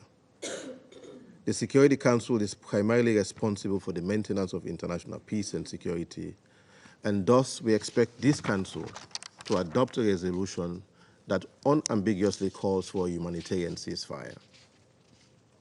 Secondly, we acknowledge the ongoing diplomatic negotiations being mediated by the United States, Egypt, and Qatar, and we sincerely look forward to having a positive outcome. The ongoing diplomatic negotiations done in good faith can complement or be complemented by a Security Council resolution that demands a full and unconditional humanitarian ceasefire and the release of all of the hostages unconditionally. Thirdly, we call on parties to the conflict to respect and comply with the 26 January 2024 order of the International Court of Justice to, inter alia, enable the provision of urgently needed basic services and humanitarian assistance to address the adverse conditions of life faced by Palestinians in the Gaza Strip. Fourthly, we urge Israeli settlers and Palestinians in the West Bank and other actors in the wider region to refrain from any unilateral or provocative action or activity with the potential to inflame further tensions. In closing, Madam President, Sierra Leone regrets the serious allegations based on information provided by Israel implicating 12 UNRWA staff members in the 7 October 2023 attacks in Israel. We welcome the swift action by the United Nations and the immediate activation of the investigation by the UN Office of Internal Oversight Services. We urge for a comprehensive and speedy conduct of the investigations and urge all relevant parties to comply with the investigators and cooperate with them. Sierra Leone acknowledges the pivotal role played by UNRWA in providing humanitarian assistance to the 1.9 internally displaced Palestinians in the Gaza Strip, but also to Palestinians in the West Bank, Syria, Jordan, and Lebanon. We therefore reiterate our call for the continuation of vital funding to facilitate UNRWA's indispensable operations.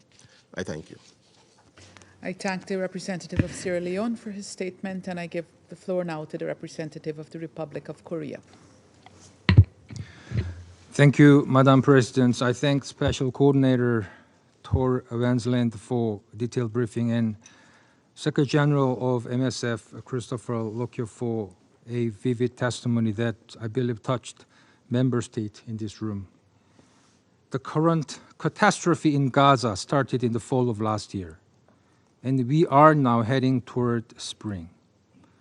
For a period of more than 4 months, civilians in Gaza have suffered excessively, experienced the worst winter without adequate shelter, food, and clothes.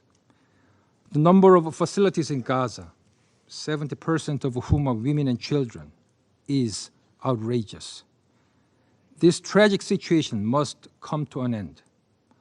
Over the last 2 weeks, the world has been gravely concerned of possible ground operations in Rafah, where more than half of the Gazan population is densely packed, seeking safety and security for themselves and their children. extensive military operations in Rafah will lead to another great calamity.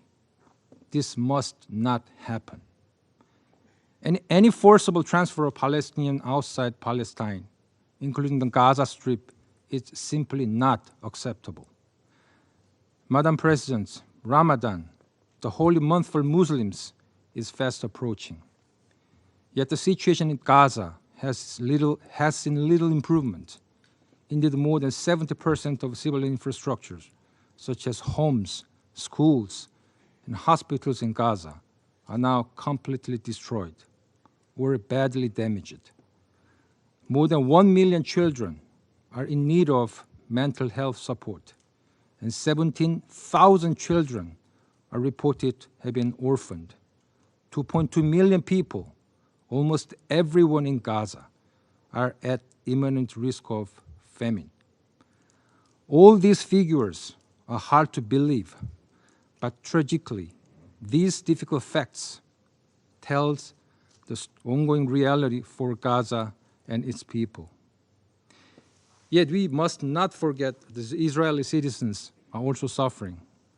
More than 100 hostages are still being held in Gaza, and their family members are desperately waiting for any news of their beloved ones.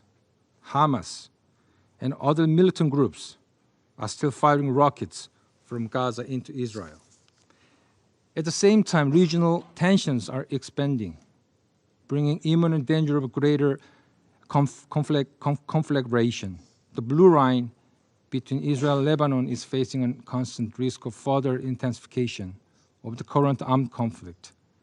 And the attacks against vessels on the Red Sea by the Houthis are ongoing.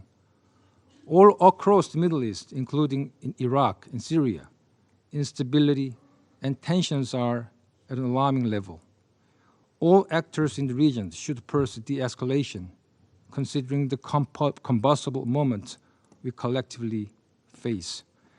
To stop the atrocities in Gaza and Israel, and to ease the perilous tensions in the region, we once again call for a humanitarian ceasefire in Gaza. The terrorist attacks by Hamas on the 7th of October must be resolutely condemned. But Israel's right and duty to protect itself and its citizens must be carried out in full compliance with international law, including international humanitarian law. Madam President, the Republic of Korea supports every effort to achieve a cessation of hostilities. Thus, we voted in favor earlier this week of the resolution calling for a humanitarian ceasefire. Korea also appreciates the efforts being undertaken by key stakeholders in the region, including Egypt, Qatar, and the United States to this end. Korea hopes that the hostilities will soon end. However, we are also deeply worried that even after the current situation ends, agony and sorrow will be deeply rooted in both Palestine and Israel, bearing a high risk of relapse. As such, it is high time for the international community, notably the Security Council, to realize the two-state solution, which is the only viable way toward a brighter future, underpinned with peace, security, prosperity, and the dignity for all. I thank you, Madam President. I thank the representative of the Republic of Korea for his statement, and I give the floor now to the representative of Mozambique. Madam President, Mozambique thanks the Guyana Presidency for convening this briefing on the situation in the Middle East, including the Palestinian question. We extend our deep appreciation to Mr.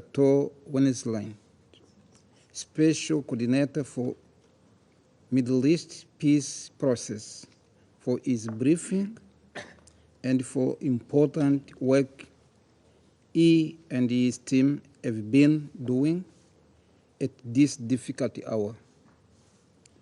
We are grateful to Mr. Christopher Lockyer, Director General of the Médecins Sans Frontières,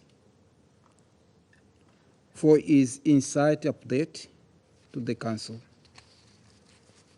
Madam President, the ongoing crisis in Gaza continues to be a matter of great concern to the international community as a whole.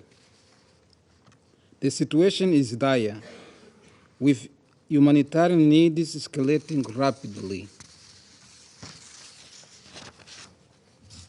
The escalation of hostilities has been killing people and causing devastating consequences on critical civilian infrastructure, aggravating the humanitarian crisis that affect particularly women and children. Facilitating secure and unimpeded humanitarian access across Gaza is crucial in order to save millions of lives, since people depend exclusively on humanitarian assistance. Efforts to address the crisis in Gaza Strip have not been successful so far. Full implementations of Security Council resolutions will constitute a step in the right direction. In this context, Mozambique defends the following actions. 1. An immediate and urgent humanitarian ceasefire, a cessation of hostilities followed by permanent ceasefire.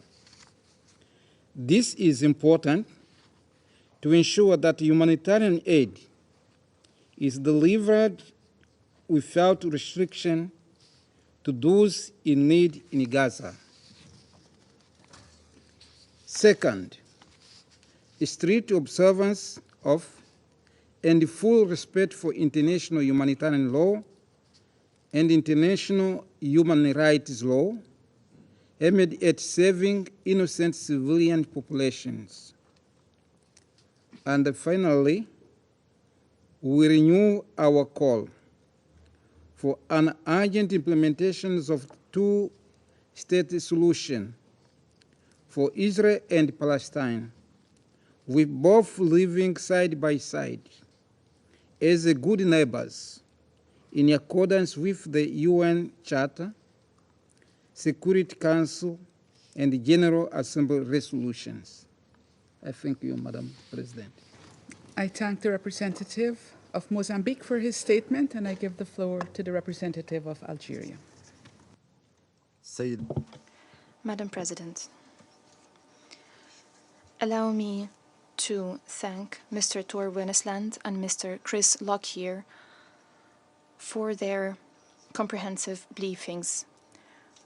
We express our condolences over the killing of employees of Médecins Sans Frontières while on duty. We are gathering today while the aggression on the Palestinian people has been going on for more than 140 days. The situation remains unchanged. Destruction and devastation prevail in the besieged Gaza Strip. Attacks by settlers and occupation forces are increasing in the West Bank and Al-Quds, Al-Sharif. The world, including the Security Council, remains unable to stop a barbaric killing machine that has grown accustomed to act impetuously. Wrong are those who believe that it is possible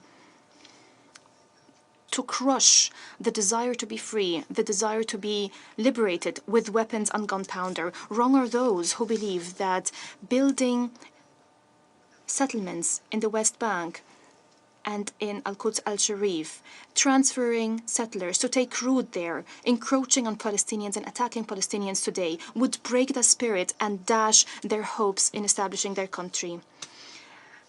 As the President of the Republic has said, and I quote, The will to be free, the will to be liberated cannot be killed off with the atrocity of bombardment, the horrors of destruction, the plots of forced displacement, and the scenarios of ethnic cleansing that the Zionist occupation persists in against our brothers in occupied Palestine. This will cannot be killed off with crimes of genocide and war crimes that it continues to commit in the Gaza Strip. History will remember those war criminals, the enemies of life and humanity. End of quote. Madam President, the situation in Gaza are at the brink of collapse.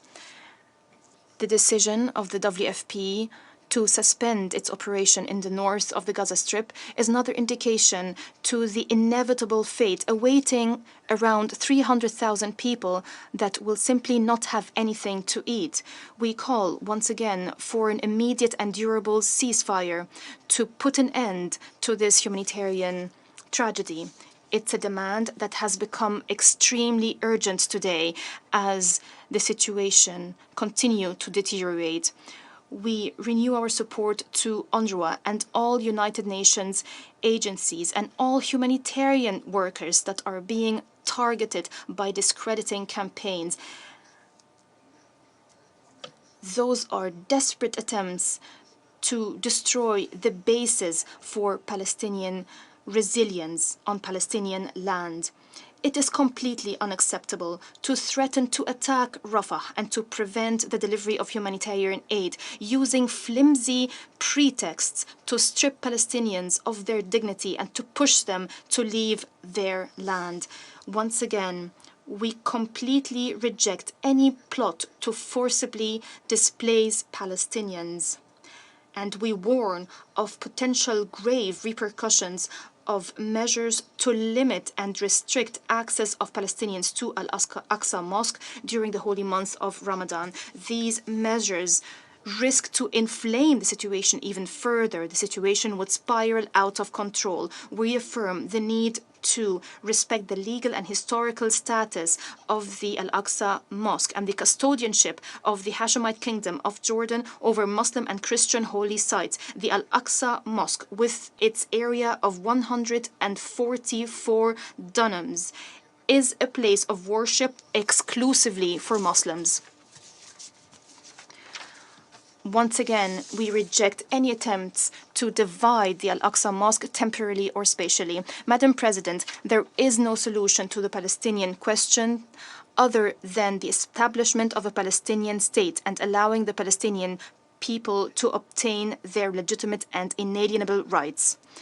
In conclusion, I would like to quote from the letter by the President, Abdul Majid Tebboune, on the occasion of the International Day of Solidarity with the Palestinian People. I quote, "Algeria has paid dearly for its independence and sovereignty. On Algerian land, the establishment of the Palestinian state was proclaimed 35 years ago. Algeria will remain forever supportive of the cause of liberation. Algeria will do its utmost to support the resilience and the courage of the Palestinian people until it's granted its full rights, undiminished." End of quote. I thank you. His statement. I shall now make a statement in my capacity as the representative of Guyana. I thank Special Coordinator Wennesland for his very sobering briefing, which presented the grim realities on the ground. I thank you, Mr. Lockyer, for your frankness, even in the face of possible reprisals. We also offer our condolences on the loss of the lives of your colleagues, and we salute the bravery of those who continue to operate, bringing service to Gaza in these very trying times. Guyana is deeply, deeply disturbed that this Council has been unable to unite to secure relief for the Palestinian people from a war relentless in scope and scale, and which has driven the population of Gaza to unprecedented levels of desperation and loss. The blatant disregard for international law, including for obligations stemming from international instruments to which the occupying power is party, is wholly unacceptable. Equally unacceptable is the manner in which words have been toyed with on this council to deny the Palestinians what they so desperately need at this time, a ceasefire. And all of this amidst growing international outrage over the paralysis of the council to deliver fully on its mandate. Palestinians in Gaza have been pushed from the north to the very south of the Strip, forcibly displaced many times over, killed and injured in the process, and with no means of escape. They have now been cornered in Rafah, faced with the impossible choice of a forced transfer outside of Gaza or becoming the targets of the instruments of war. The Council has to stand up now for Gaza. Colleagues, we know the conditions in Gaza. We have heard more about this morning. We know that the population is starving and suffering in the cold. We know how women and children are disproportionately affected by this senseless war. We know that the healthcare system has broken down, with essential medical supplies not allowed in at scale, and hospitals the targets of military operations. Humanitarian supplies into Gaza are subject to slow and stringent verification processes, with only a trickle of aid entering the Strip. Desperation among the population is therefore high. As we think about Gaza, we are deeply concerned whenever we consider the psychological trauma on top of everything else that people are experiencing. We think of the children. Each time we meet here to discuss Gaza, we hear of misery on top of misery on top of misery. What else needs to happen before we are compelled to end this misery for the people in Gaza? Guyana also acknowledges with sadness the many UN and other humanitarian personnel whose lives have been lost in the war. We also recognize those who continue to give selfless service under these extremely difficult conditions and stress that their safety and security should be equally concerning to us as a council. The funding cuts to UNRWA are also having a detrimental impact, given the critical work of the agency both in Gaza and in the West Bank. For us, these cuts are tantamount to collective punishment for the Palestinian people. Guyana appeals for the restoration of funding for UNRWA and for other donors to scale up funding to the agency. We have made our own contribution just recently. The events in Gaza are having a tremendous impact on an already volatile region, creating legitimate concerns about a regional conflagration. Guyana calls on all parties to exercise restraint and to refrain from actions that would only further exacerbate the situation in the region. The Security Council's actions must match the level of urgency. People are depending on us to stay alive. We need to send a strong and unequivocal message that this Council does not support the violations of international law taking place in Gaza.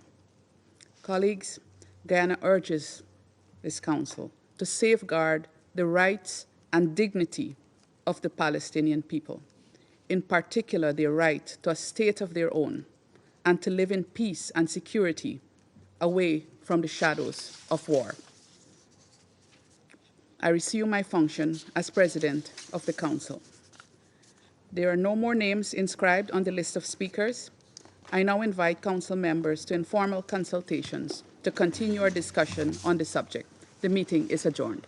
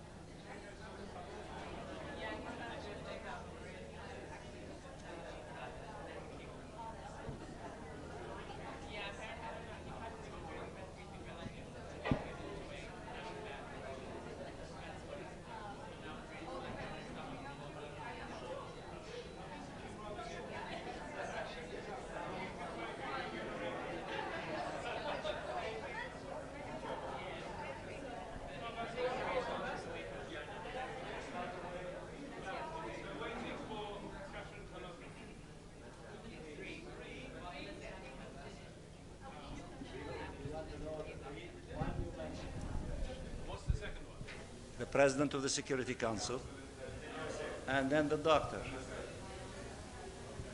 Then after that, it would be me. So that we have to see what they have to say so that I can give you more. Well, I am going to tell you also, among other things, about the GA. Not only the GA. Not only the GA. Okay. Also the Security Council.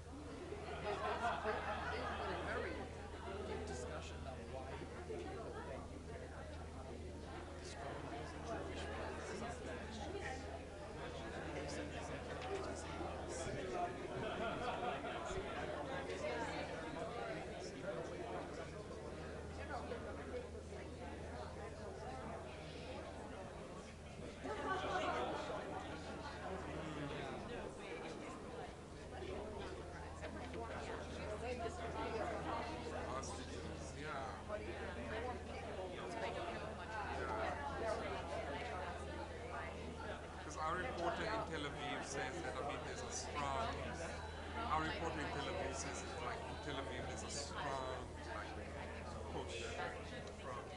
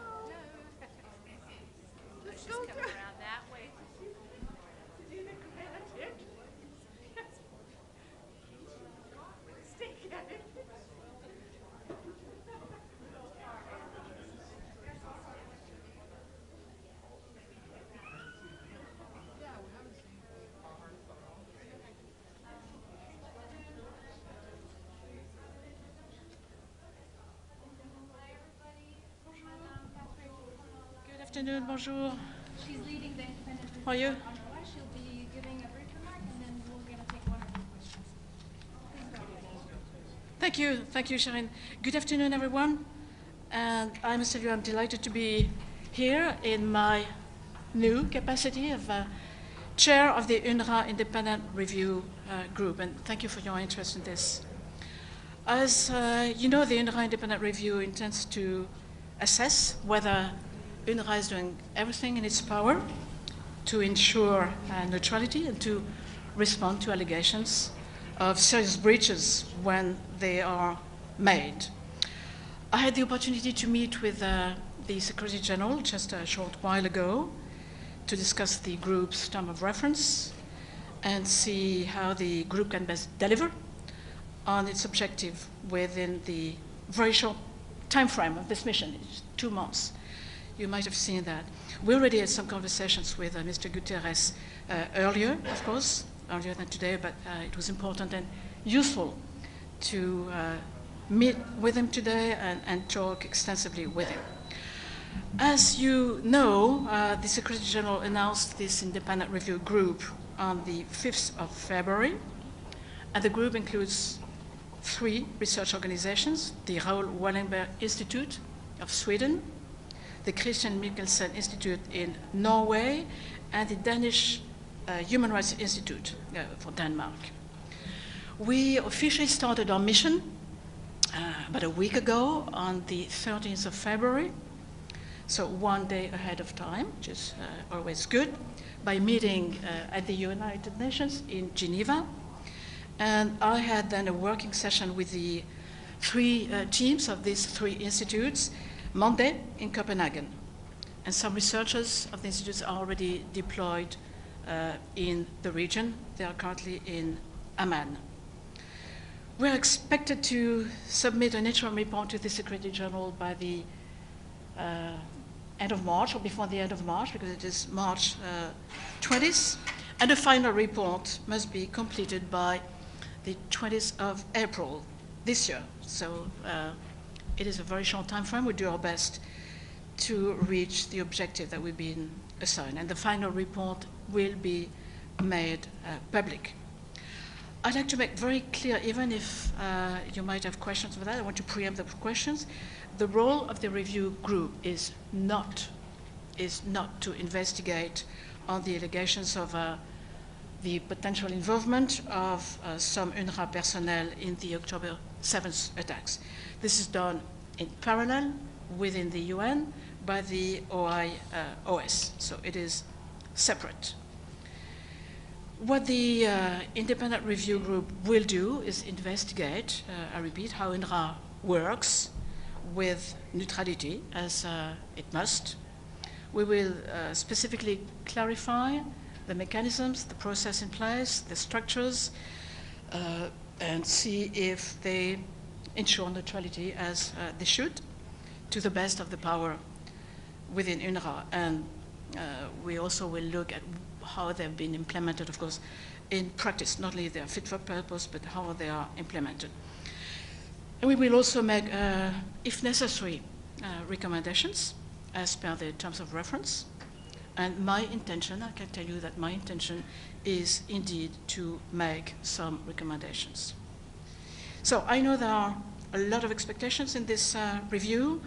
My goal is to deliver a report that is rigorous, evidence-based, and that would help UNRWA deliver on its mandate. And taking into account, in particular, the very difficult and quite unique situation it works currently and in a general context. As we know, for the past decades, it has been a very difficult task that has been assigned by the General Assembly to UNRWA. The context is even more difficult, but we do our best so we can help UNRWA deliver on this mandate given by the General Assembly. So that's it for me. I can take a couple of questions, then I have to rush to a series of meetings, including quite soon. Okay, let's start. EDA. Up to you. Thank you very much, Madam Colonna. Edith Lederer from the Associated Press. Good to see you again, ma'am. Nice to see you. 2 questions. First, Can you tell us if you've spoken to the Israelis and have they promised to cooperate with your investigation? And secondly, what was the message that you received today from the Secretary General? Thank you for those two questions. Of course, it would be useful, it is, in my view, absolutely necessary to meet with Israeli officials, as well as with the Palestinian authorities, and with, as many as I can, member states, donors especially. So a request has been issued to meet with Israeli officials. I don't have an answer back, but we just started a week ago, and I think I sent my letter or the note verbal the day before yesterday regarding Israel and the PA.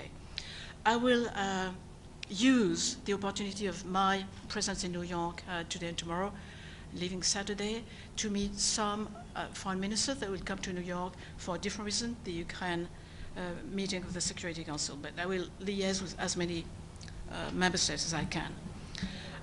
Second, the message delivered to me today by the Secretary General is actually the message that he delivered to me, not today, but when he proposed me to take over this very sensitive and hopefully useful mission, that is to find the ways and means to see if UNRWA works within its power, and in that context that we all know, does everything it can to ensure neutrality, which is one of the basic principles of the agencies, and a principle that's difficult to respect in the current circumstances, but must be respected.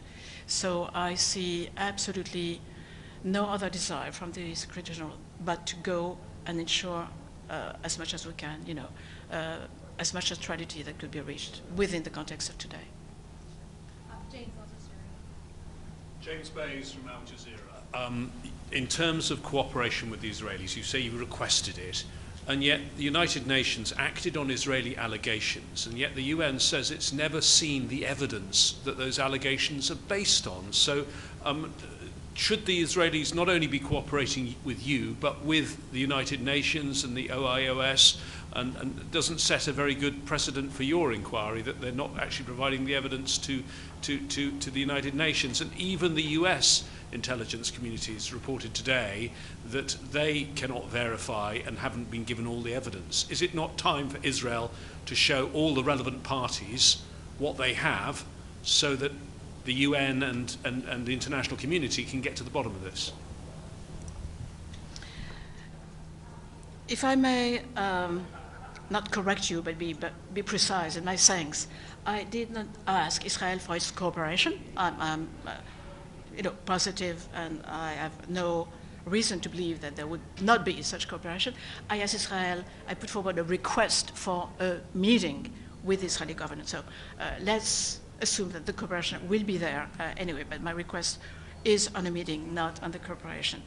I'm not the best placed person to answer your question, because again, these allegations are not taken in charge by the review group. They are of the responsibility of OIOS, and so you should address your question to this section of the United Nations. I'm sure that they do hope to receive information, if not evidence, but this is their task. It is not, it's a separate issue. Don't take press questions, sadly. I'm sorry, but I'm not the OIOS. I have enough to do. Maybe one last question, because these French ladies have a privilege. I'm not representing France here. I was happy to do it in the past, but we're interested. I'm Carrie Norton for Le Monde, Radio France et Radio Suisse. Merci. Vous avez moins de 2 mois pour faire cet audit général sur l'impact éventuellement qui aurait pu avoir, et si l'UNRWA était avait été corrompu ou pressurisé. Est-ce que vous avez pour objectif d'aller sur place à Gaza, comment concrètement, en tout cas, vous allez faire sinon ce rapport? L'objectif, en effet, de cette mission importante et délicate, je le redis, qui nous a été confiée par le secrétaire général, est de permettre aux donateurs, aux plus grands d'entre eux, mais en fait à tous, de retrouver, lorsqu'ils l'auraient perdu ou lorsqu'ils auraient des doutes, confiance dans la façon de fonctionner de l'UNRWA, de façon à permettre à l'UNRWA d'accomplir son mandat. Je pense en effet qu'il serait utile pour le groupe, au moins pour les chercheurs, peut-être pour la présidente aussi, je ne sais pas, de voir sur place à Gaza dans quel contexte se déroule ce mandat de l'UNRWA qui en est venu à devoir assurer un très grand nombre de services que personne d'autre qu'elle ne rend. Est-ce que ce sera possible? Je ne le sais pas encore, mais nous ferons cette demande, car je crois que ce serait utile de voir en effet comment les choses se passent en particulier en ce moment. Okay, thank you so much. No regrets. OIOS, will you be sharing information? I'm sure we can talk, but this is separate. I want to be very clear that their mission is separate, and my mission is not to investigate. But you'll be asking them for information about UNRWA? No, not so far. I mean, we just have. So I do not exclude that we have to talk, but this is not the plan. It's really a separate mission. Merci beaucoup.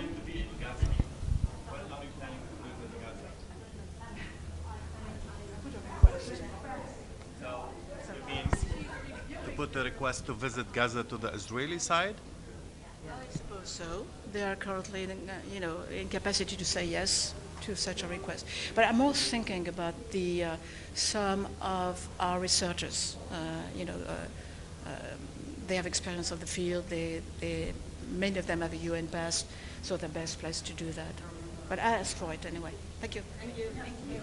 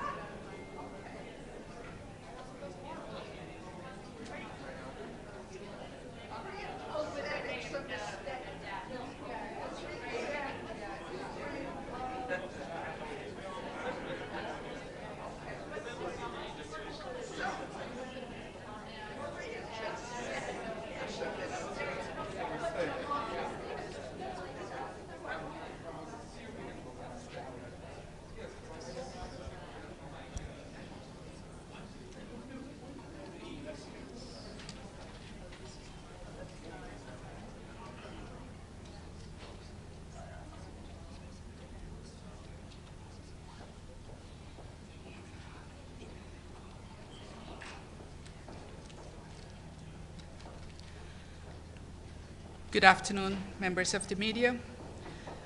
The Security Council today met in closed consultations on their agenda item, Situation in the Middle East, including the Palestinian Question, where they received a briefing from Under-Secretary General for Safety and Security, Gilles Michaud, on the safety and security of UN personnel in Gaza.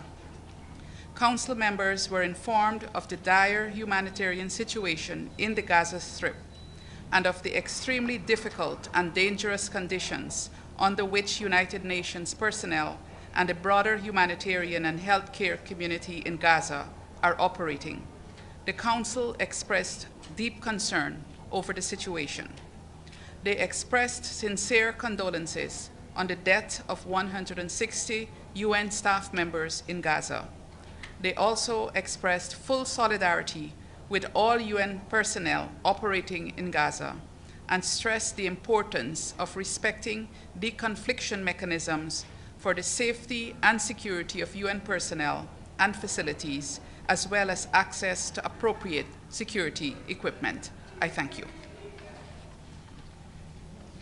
Did you discuss the drivers who were killed in the UN convoy by the IDF?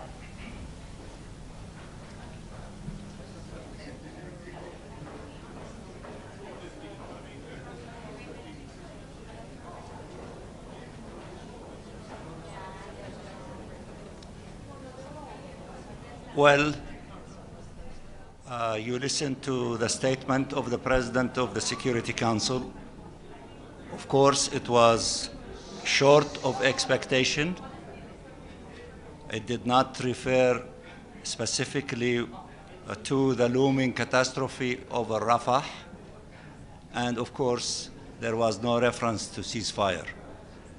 But nevertheless, the effort by almost 14 members of the Security Council is appreciated. Let me also just say that we listened in the debate to the briefing of Christopher Lockyer. It was a moving statement. It affected all those who listened to it, whether inside the Council and outside the Council, and we appreciate the statements and all of the work of Doctors Without Borders and all humanitarian organizations on the ground led by UNRWA and the brave ones, the 13,000 brave ones staff of UNRWA, which is basically, if not the only, the main organization that is capable of carrying the decisions and resolutions of the Security Council and the international community to transfer humanitarian assistance to every corner inside the Gaza Strip, north, south, east, and west. We appreciate the work of all of these agencies led by UNRWA, which is indispensable, and it should be protected and it should be funded. Yesterday, after the veto, I said to you we will have an Arab group meeting at the level of ambassadors, which we did. And we came to the conclusions after 140 days in which a single member in the Security Council refused to accept the call of hundreds of millions in the streets in every corner of the globe, and almost all members of the Security Council, other than that one, and the huge number in the General Assembly and beyond. Therefore, what we discussed, business as usual, is not going to be the order of the day for us moving forward. And also bearing in mind the decision by the Israeli Knesset a day or 2 days ago by 99 members denying the Palestinian people their natural and legal right of statehood as part of exercising self-determination, in which not Israel, not anyone will deal with that issue except the Palestinian people themselves in exercising part of their right to self-determination. It's only us, the Palestinian people, who will determine our right to self-determination, including the independence of our state. We will not negotiate that principle with anyone, and we will not ask for permission from anyone to do so. We will not be the exception to the rule. All nations that exercise their right to self-determination to put an end to colonialism did it only alone without asking for permission from anyone or negotiating that principle with anyone. It goes back even all the way to 1776 when the 13 colonies decided to become independent. They did not negotiate that with the colonial power England, nor they asked for permission from them. As it was done by the United States, it will be done by the Palestinian people likewise. But having all these things in mind, we will expedite the process of one in the General Assembly of asking the international community to take practical measures to force Israel and those who are shielding it to stop the fighting immediately. Practical measures such as, but not only that, to ask countries not to send or sell weapons and ammunition to Israel, to ask countries not to give visas to the settlers communities and the settlers, not only for settlers, to have sanctions against them, and other measures that I am not at liberty to share with you now in the General Assembly, but there will be a host of practical measures that we will start advocating for them. And when we legislate soon in the General Assembly, a new resolution, it will contain, beside calling for a ceasefire, these practical measures, because the occupying authority that is defying everyone, defying international law, defying the ICJ by refusing to implement the provisional measures that the ICJ asked for, the 6 of them, then that country that behaves in that manner should face consequences in the international community, including in the General Assembly. In the Security Council, the resolution in the Knesset of 2 days ago should be rejected in practical way, and we will begin the process of marching to the Security Council for the admission of the State of Palestine. It was the international community that decided to create 2 states in Palestine since 1947. It is the duty of the international community, along with the Palestinian people, to complete that exercise by admitting the State of Palestine to membership. We began the discussions of such steps. We will intensify these discussions, and we will use a variety of things, including we might have a statement and solicit signature from member states welcoming and supporting the admission of the State of Palestine to membership before, in fact, going to the Security Council and to submit a resolution calling for recommendation to admit the State of Palestine to the membership of the United Nations. In the General Assembly, most likely we will hear a debate in the Security Council soon about why a veto was casted, and also in the same time we will be mobilizing for the practical measures that should be adopted. And then when we move to the point of resuming the 10th emergency session and producing a resolution, it will contain some of the element of what was vetoed, but the practical measures also will be reflected in them. Now we are entering a different stage than the 140 days, going to the Security Council veto, going to the resumed session and voting on the same resolution, and Israel and who is shielding Israel are not changing the course. Perhaps this different approach might increase the pressure on them and to force them to accept to have a ceasefire in place before this looming catastrophe over Rafah from happening. We were hoping that the Security Council, in that press release or statement that they read to you, that to include the position that was reflected unanimously inside the chamber of warning Israel from not taking steps in the direction of Rafah to be included in that press statement. Unfortunately, it was not. We regret that, but nevertheless, we have to do what we should do.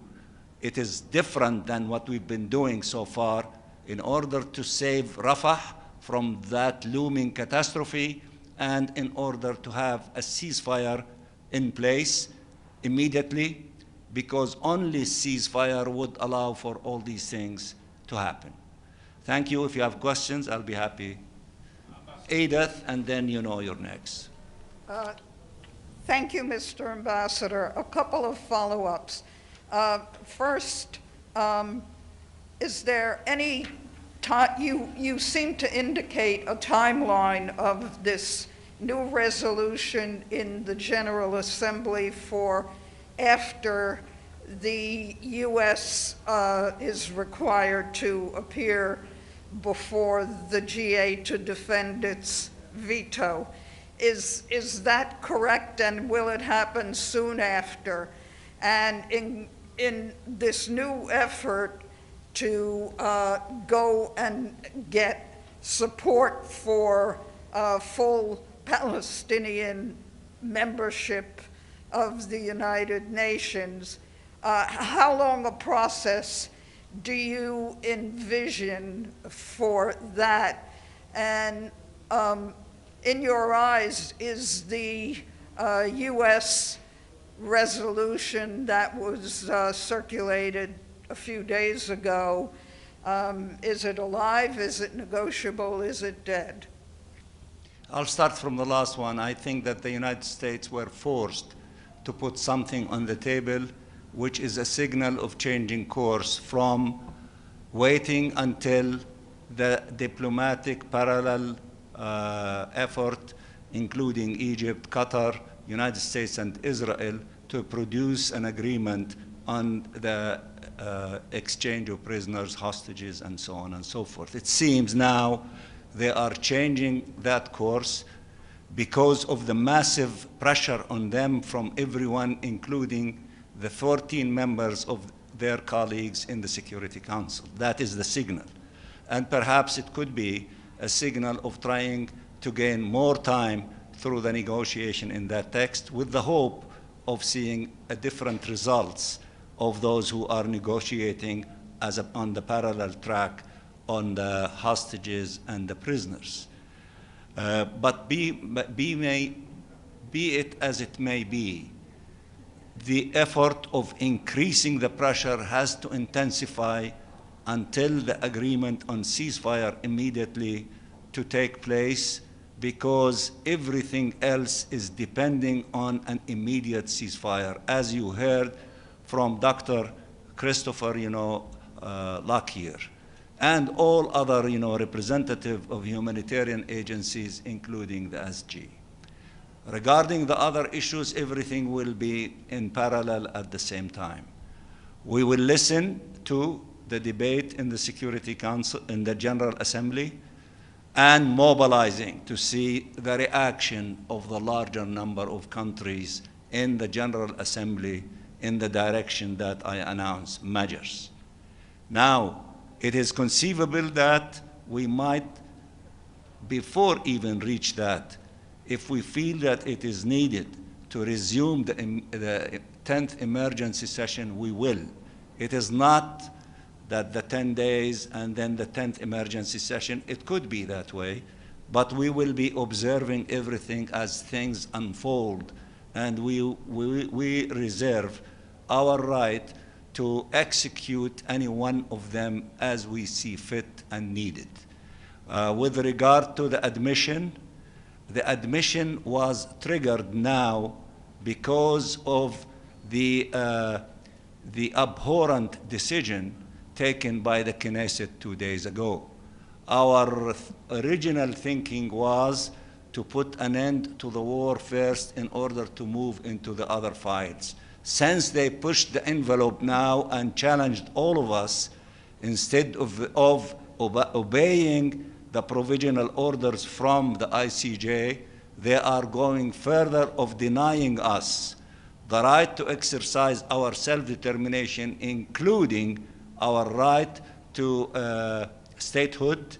Since they are trying to negate it completely, then it became obvious that we have to increase the speed of moving in that direction, and we will begin by the preparatory steps very soon in mobilizing the largest number of countries advocating and supporting the admission of the State of Palestine to membership. All these things will be together, and you will see, that the waves, the political waves, containing them as they unfold as quickly as possible. Yes, sir. Yeah, just a little bit of clarification on that, and then I have another question. So the automatic Liechtenstein veto thing is 10 working days, so that takes us to the week of March 4th. You're saying that the GA will schedule that automatically, but if there are events before that, you may call the special emergency session before that, depending on events. Yes. Okay, understood.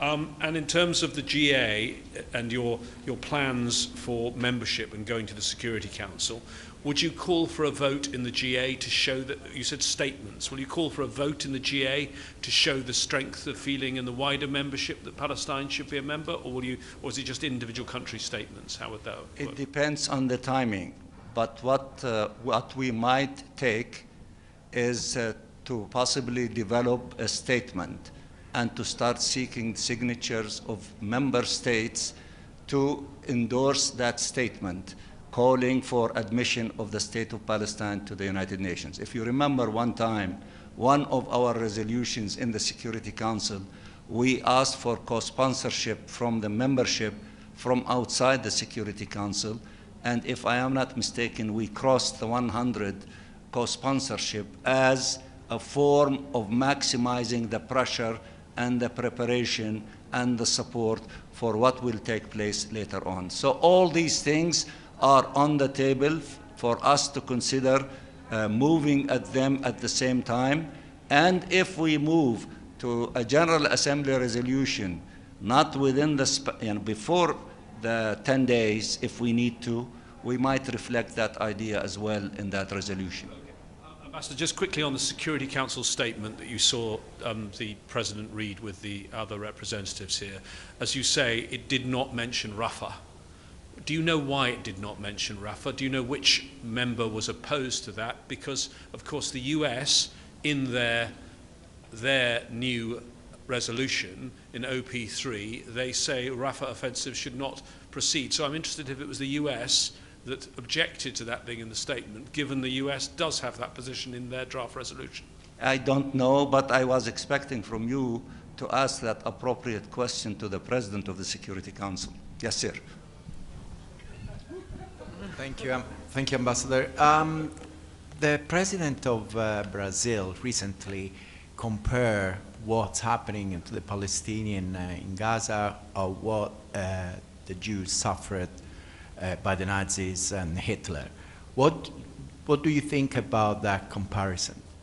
Well, I did not, I was not in that meeting. I did not hear that statement, but I have the full admiration and respect to President Lula, who is very supportive to the cause of the Palestinian people. Let me just say a few things in Arabic. نعبر عن يعني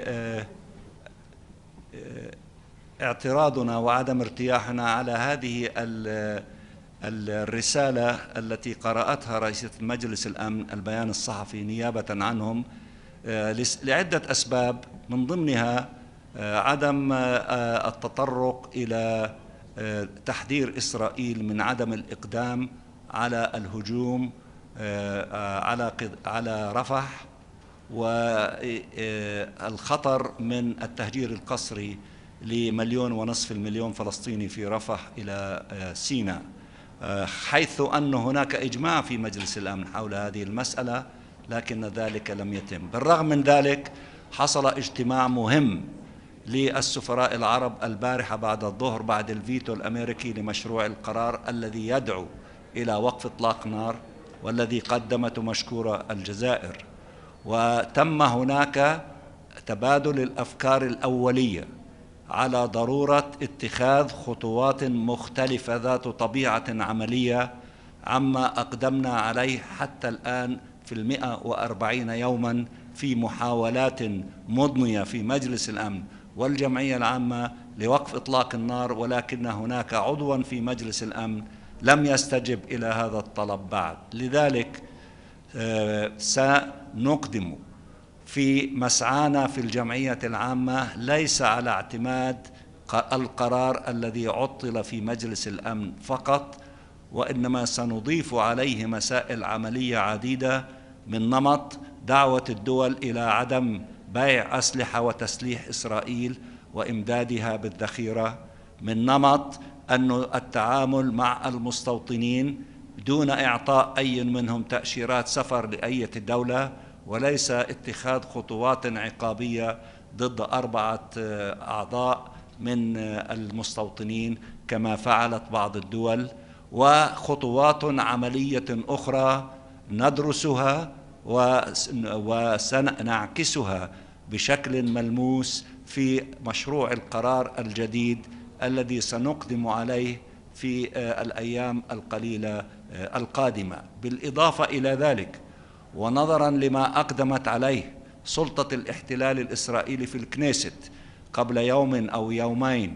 من التصويت ب99 صوتا ضد الدولة الفلسطينية، الأمر الذي نرفضه بشكل كامل، لأن الدولة الفلسطينية كتعبير عن جزء من حقنا في تقرير المصير، نحن الشعب الفلسطيني، هذا ليس مطروح لا للمفاوضات ولا لإذن من أحد، هذا حق حصري وطبيعي وقانوني للشعب الفلسطيني في ممارسته لوحدهم، وليست إسرائيل أو غيرها هم الذين يعطون إذنا أو توقيتا عن متى يمكن أن نمارسه. لن نكون الاستثناء. كل الدول التي ناضلت ضد الاستعمار والكولونياليزم وأنجزت استقلالها مارست حقها في تقرير مصيرها لوحدها حصريا، وليس بطلب إذن من أحد أو التفاوض مع أحد بشأنه. وكونهم أقدموا على هذه الخطوة فإن ذلك سيسرع من خطواتنا تنفيذا لقرار القمة العربي والإسلامي وقرار قمة عدم الانحياز الأخير، والدعم الواسع من دول أخرى في التقدم إلى مجلس الأمن في مسألة العضوية الكاملة لدولة فلسطين بأسرع وقت ممكن. وربما نقدم في هذا الصدد على خطوات جديدة من نمط تحضير عريضة نجمع عليها تواقيع من عدد كبير من الأعضاء في الأمم المتحدة معلنين تأييدهم للعضوية الكاملة لدولة فلسطين، قبل أن نتقدم في الأيام القليلة القادمة لمجلس الأمن بطلب العضوية الكاملة لدولة فلسطين. هذا موقف معلن للقيادة الفلسطينية والشعب الفلسطيني منذ زمن، ومتروك لنا تحديد التوقيت له. التوقيت له الآن أصبح وارداً بعد الخطوة سيئة الصيت والسمعة التي أقدمت عليها الكنيست الإسرائيلي، ونطلب من المجتمع الدولي أن يؤيد طلبنا انسجاماً مع الإجماع الدولي حول حق الدولتين. وشكراً. سؤال سريع، هل عندك أي تعليق بالنسبة لمشروع القرار اللي وزعه الطرف الأمريكي على حيثيات هذا المشروع؟ وكذلك أنتم تحدثتم عن مشروع قرار في الجمعية العامة والتقدم بطلب لمجلس الأمن، هل هنالك إطار زمني محدد لهذه الأمور؟ كل هذه الأمور ستتم في الأيام والأسابيع القليلة القادمة. بالنسبة للمشروع الأمريكي، إذا هم جديين في وقف إطلاق النار لحتى 6 أسابيع، فلا يحمل هذا المشروع ما لا يمكن أن يحمله، وخاصة أن موقف دول 14 طوال 140 يوم الماضية معروف إزاء المسائل التي يريد الطرف الأمريكي أن يفرضها. فإن هم جديون فيقصروها على وقف إطلاق النار للفترة الزمنية التي يريدوها، ويسمحوا لنفسهم وللآخرين الذين يتفاوضوا معهم بشأن الصفقة أن تتم الصفقة في فترة وقف إطلاق النار إن كانوا جديين. ولكن إن أرادوا أن يكسبوا الوقت بطريقة مختلفة بعد أن وصلت الضغوط عليهم ذروتها والغضب من زملائهم في مجلس الأمن من تعطيل مجلس الأمن بسبب سوء استعمال الفيتو من قبلهم، فأعتقد أن هذه المراوغة أو الحركة الجديدة لن يكتب لها النجاح إن كانوا جديين في وقف إطلاق نار لمدة 6 أسابيع ليركزوا على هذه المسألة بشكل أساسي ويتناقشوا بشكل جدي مع زملائهم حولها، أو أن يفرضوها على إسرائيل بشكل أحادي الجانب وتصبح وقف إطلاق النار ل6 أسابيع شيئا قائما على الأرض. شكرا.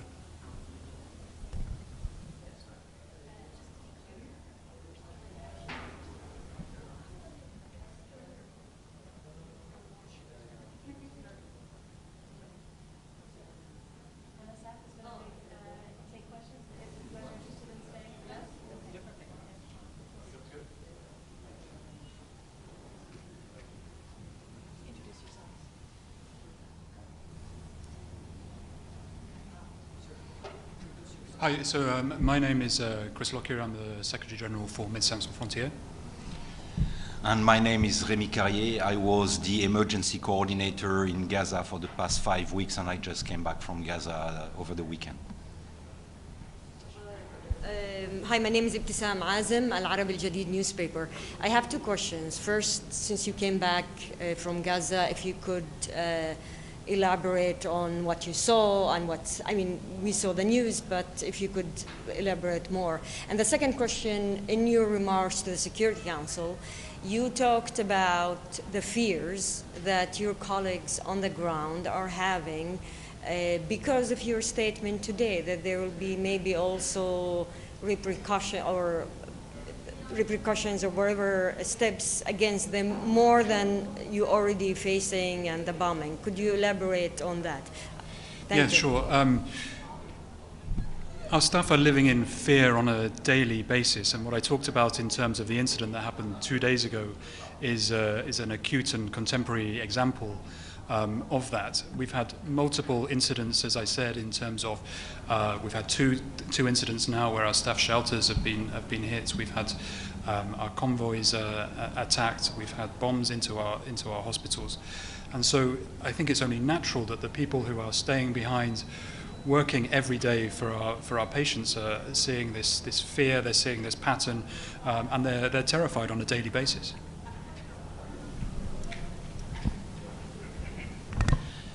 The situation in Gaza overall is deteriorating weeks after weeks.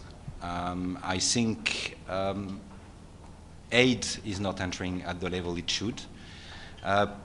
People have really little chance to see their situation improving, and they are scared.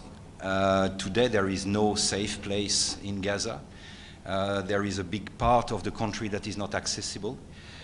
People now start to move from Rafah to go into middle area, and we see more and more people going into places that are not safe areas neither, and where it's very difficult for aid to be able to support them. Everything is so fragile from food perspective, and getting truck in the north is becoming very difficult, and WFP decided to pause these actions. On the medical side, you don't have hospitals anymore. You don't have maternity anymore. You don't have primary health care anymore. The number of hospitals that are remaining cannot cater for the needs of the victims or the people that are sick.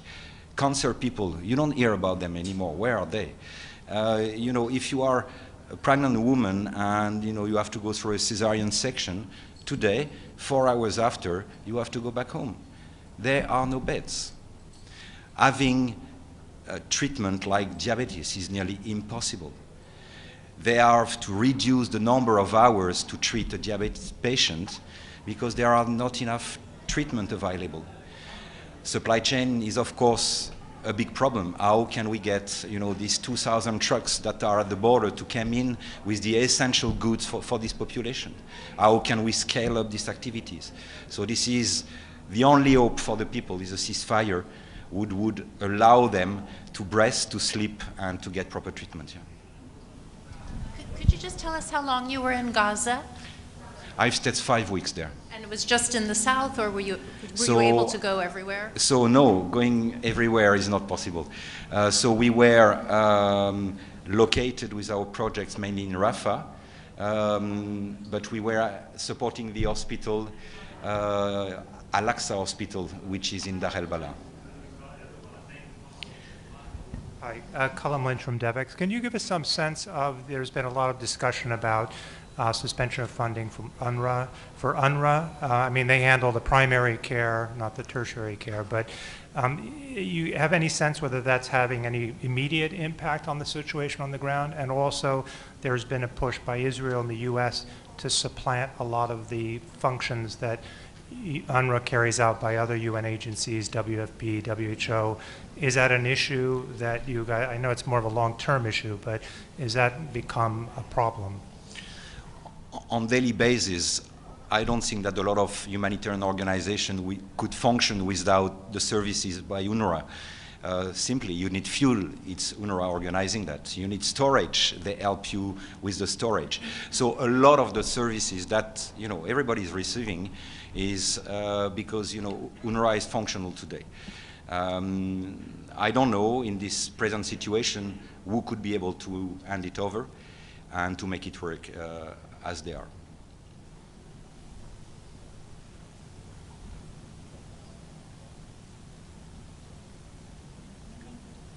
Thank you.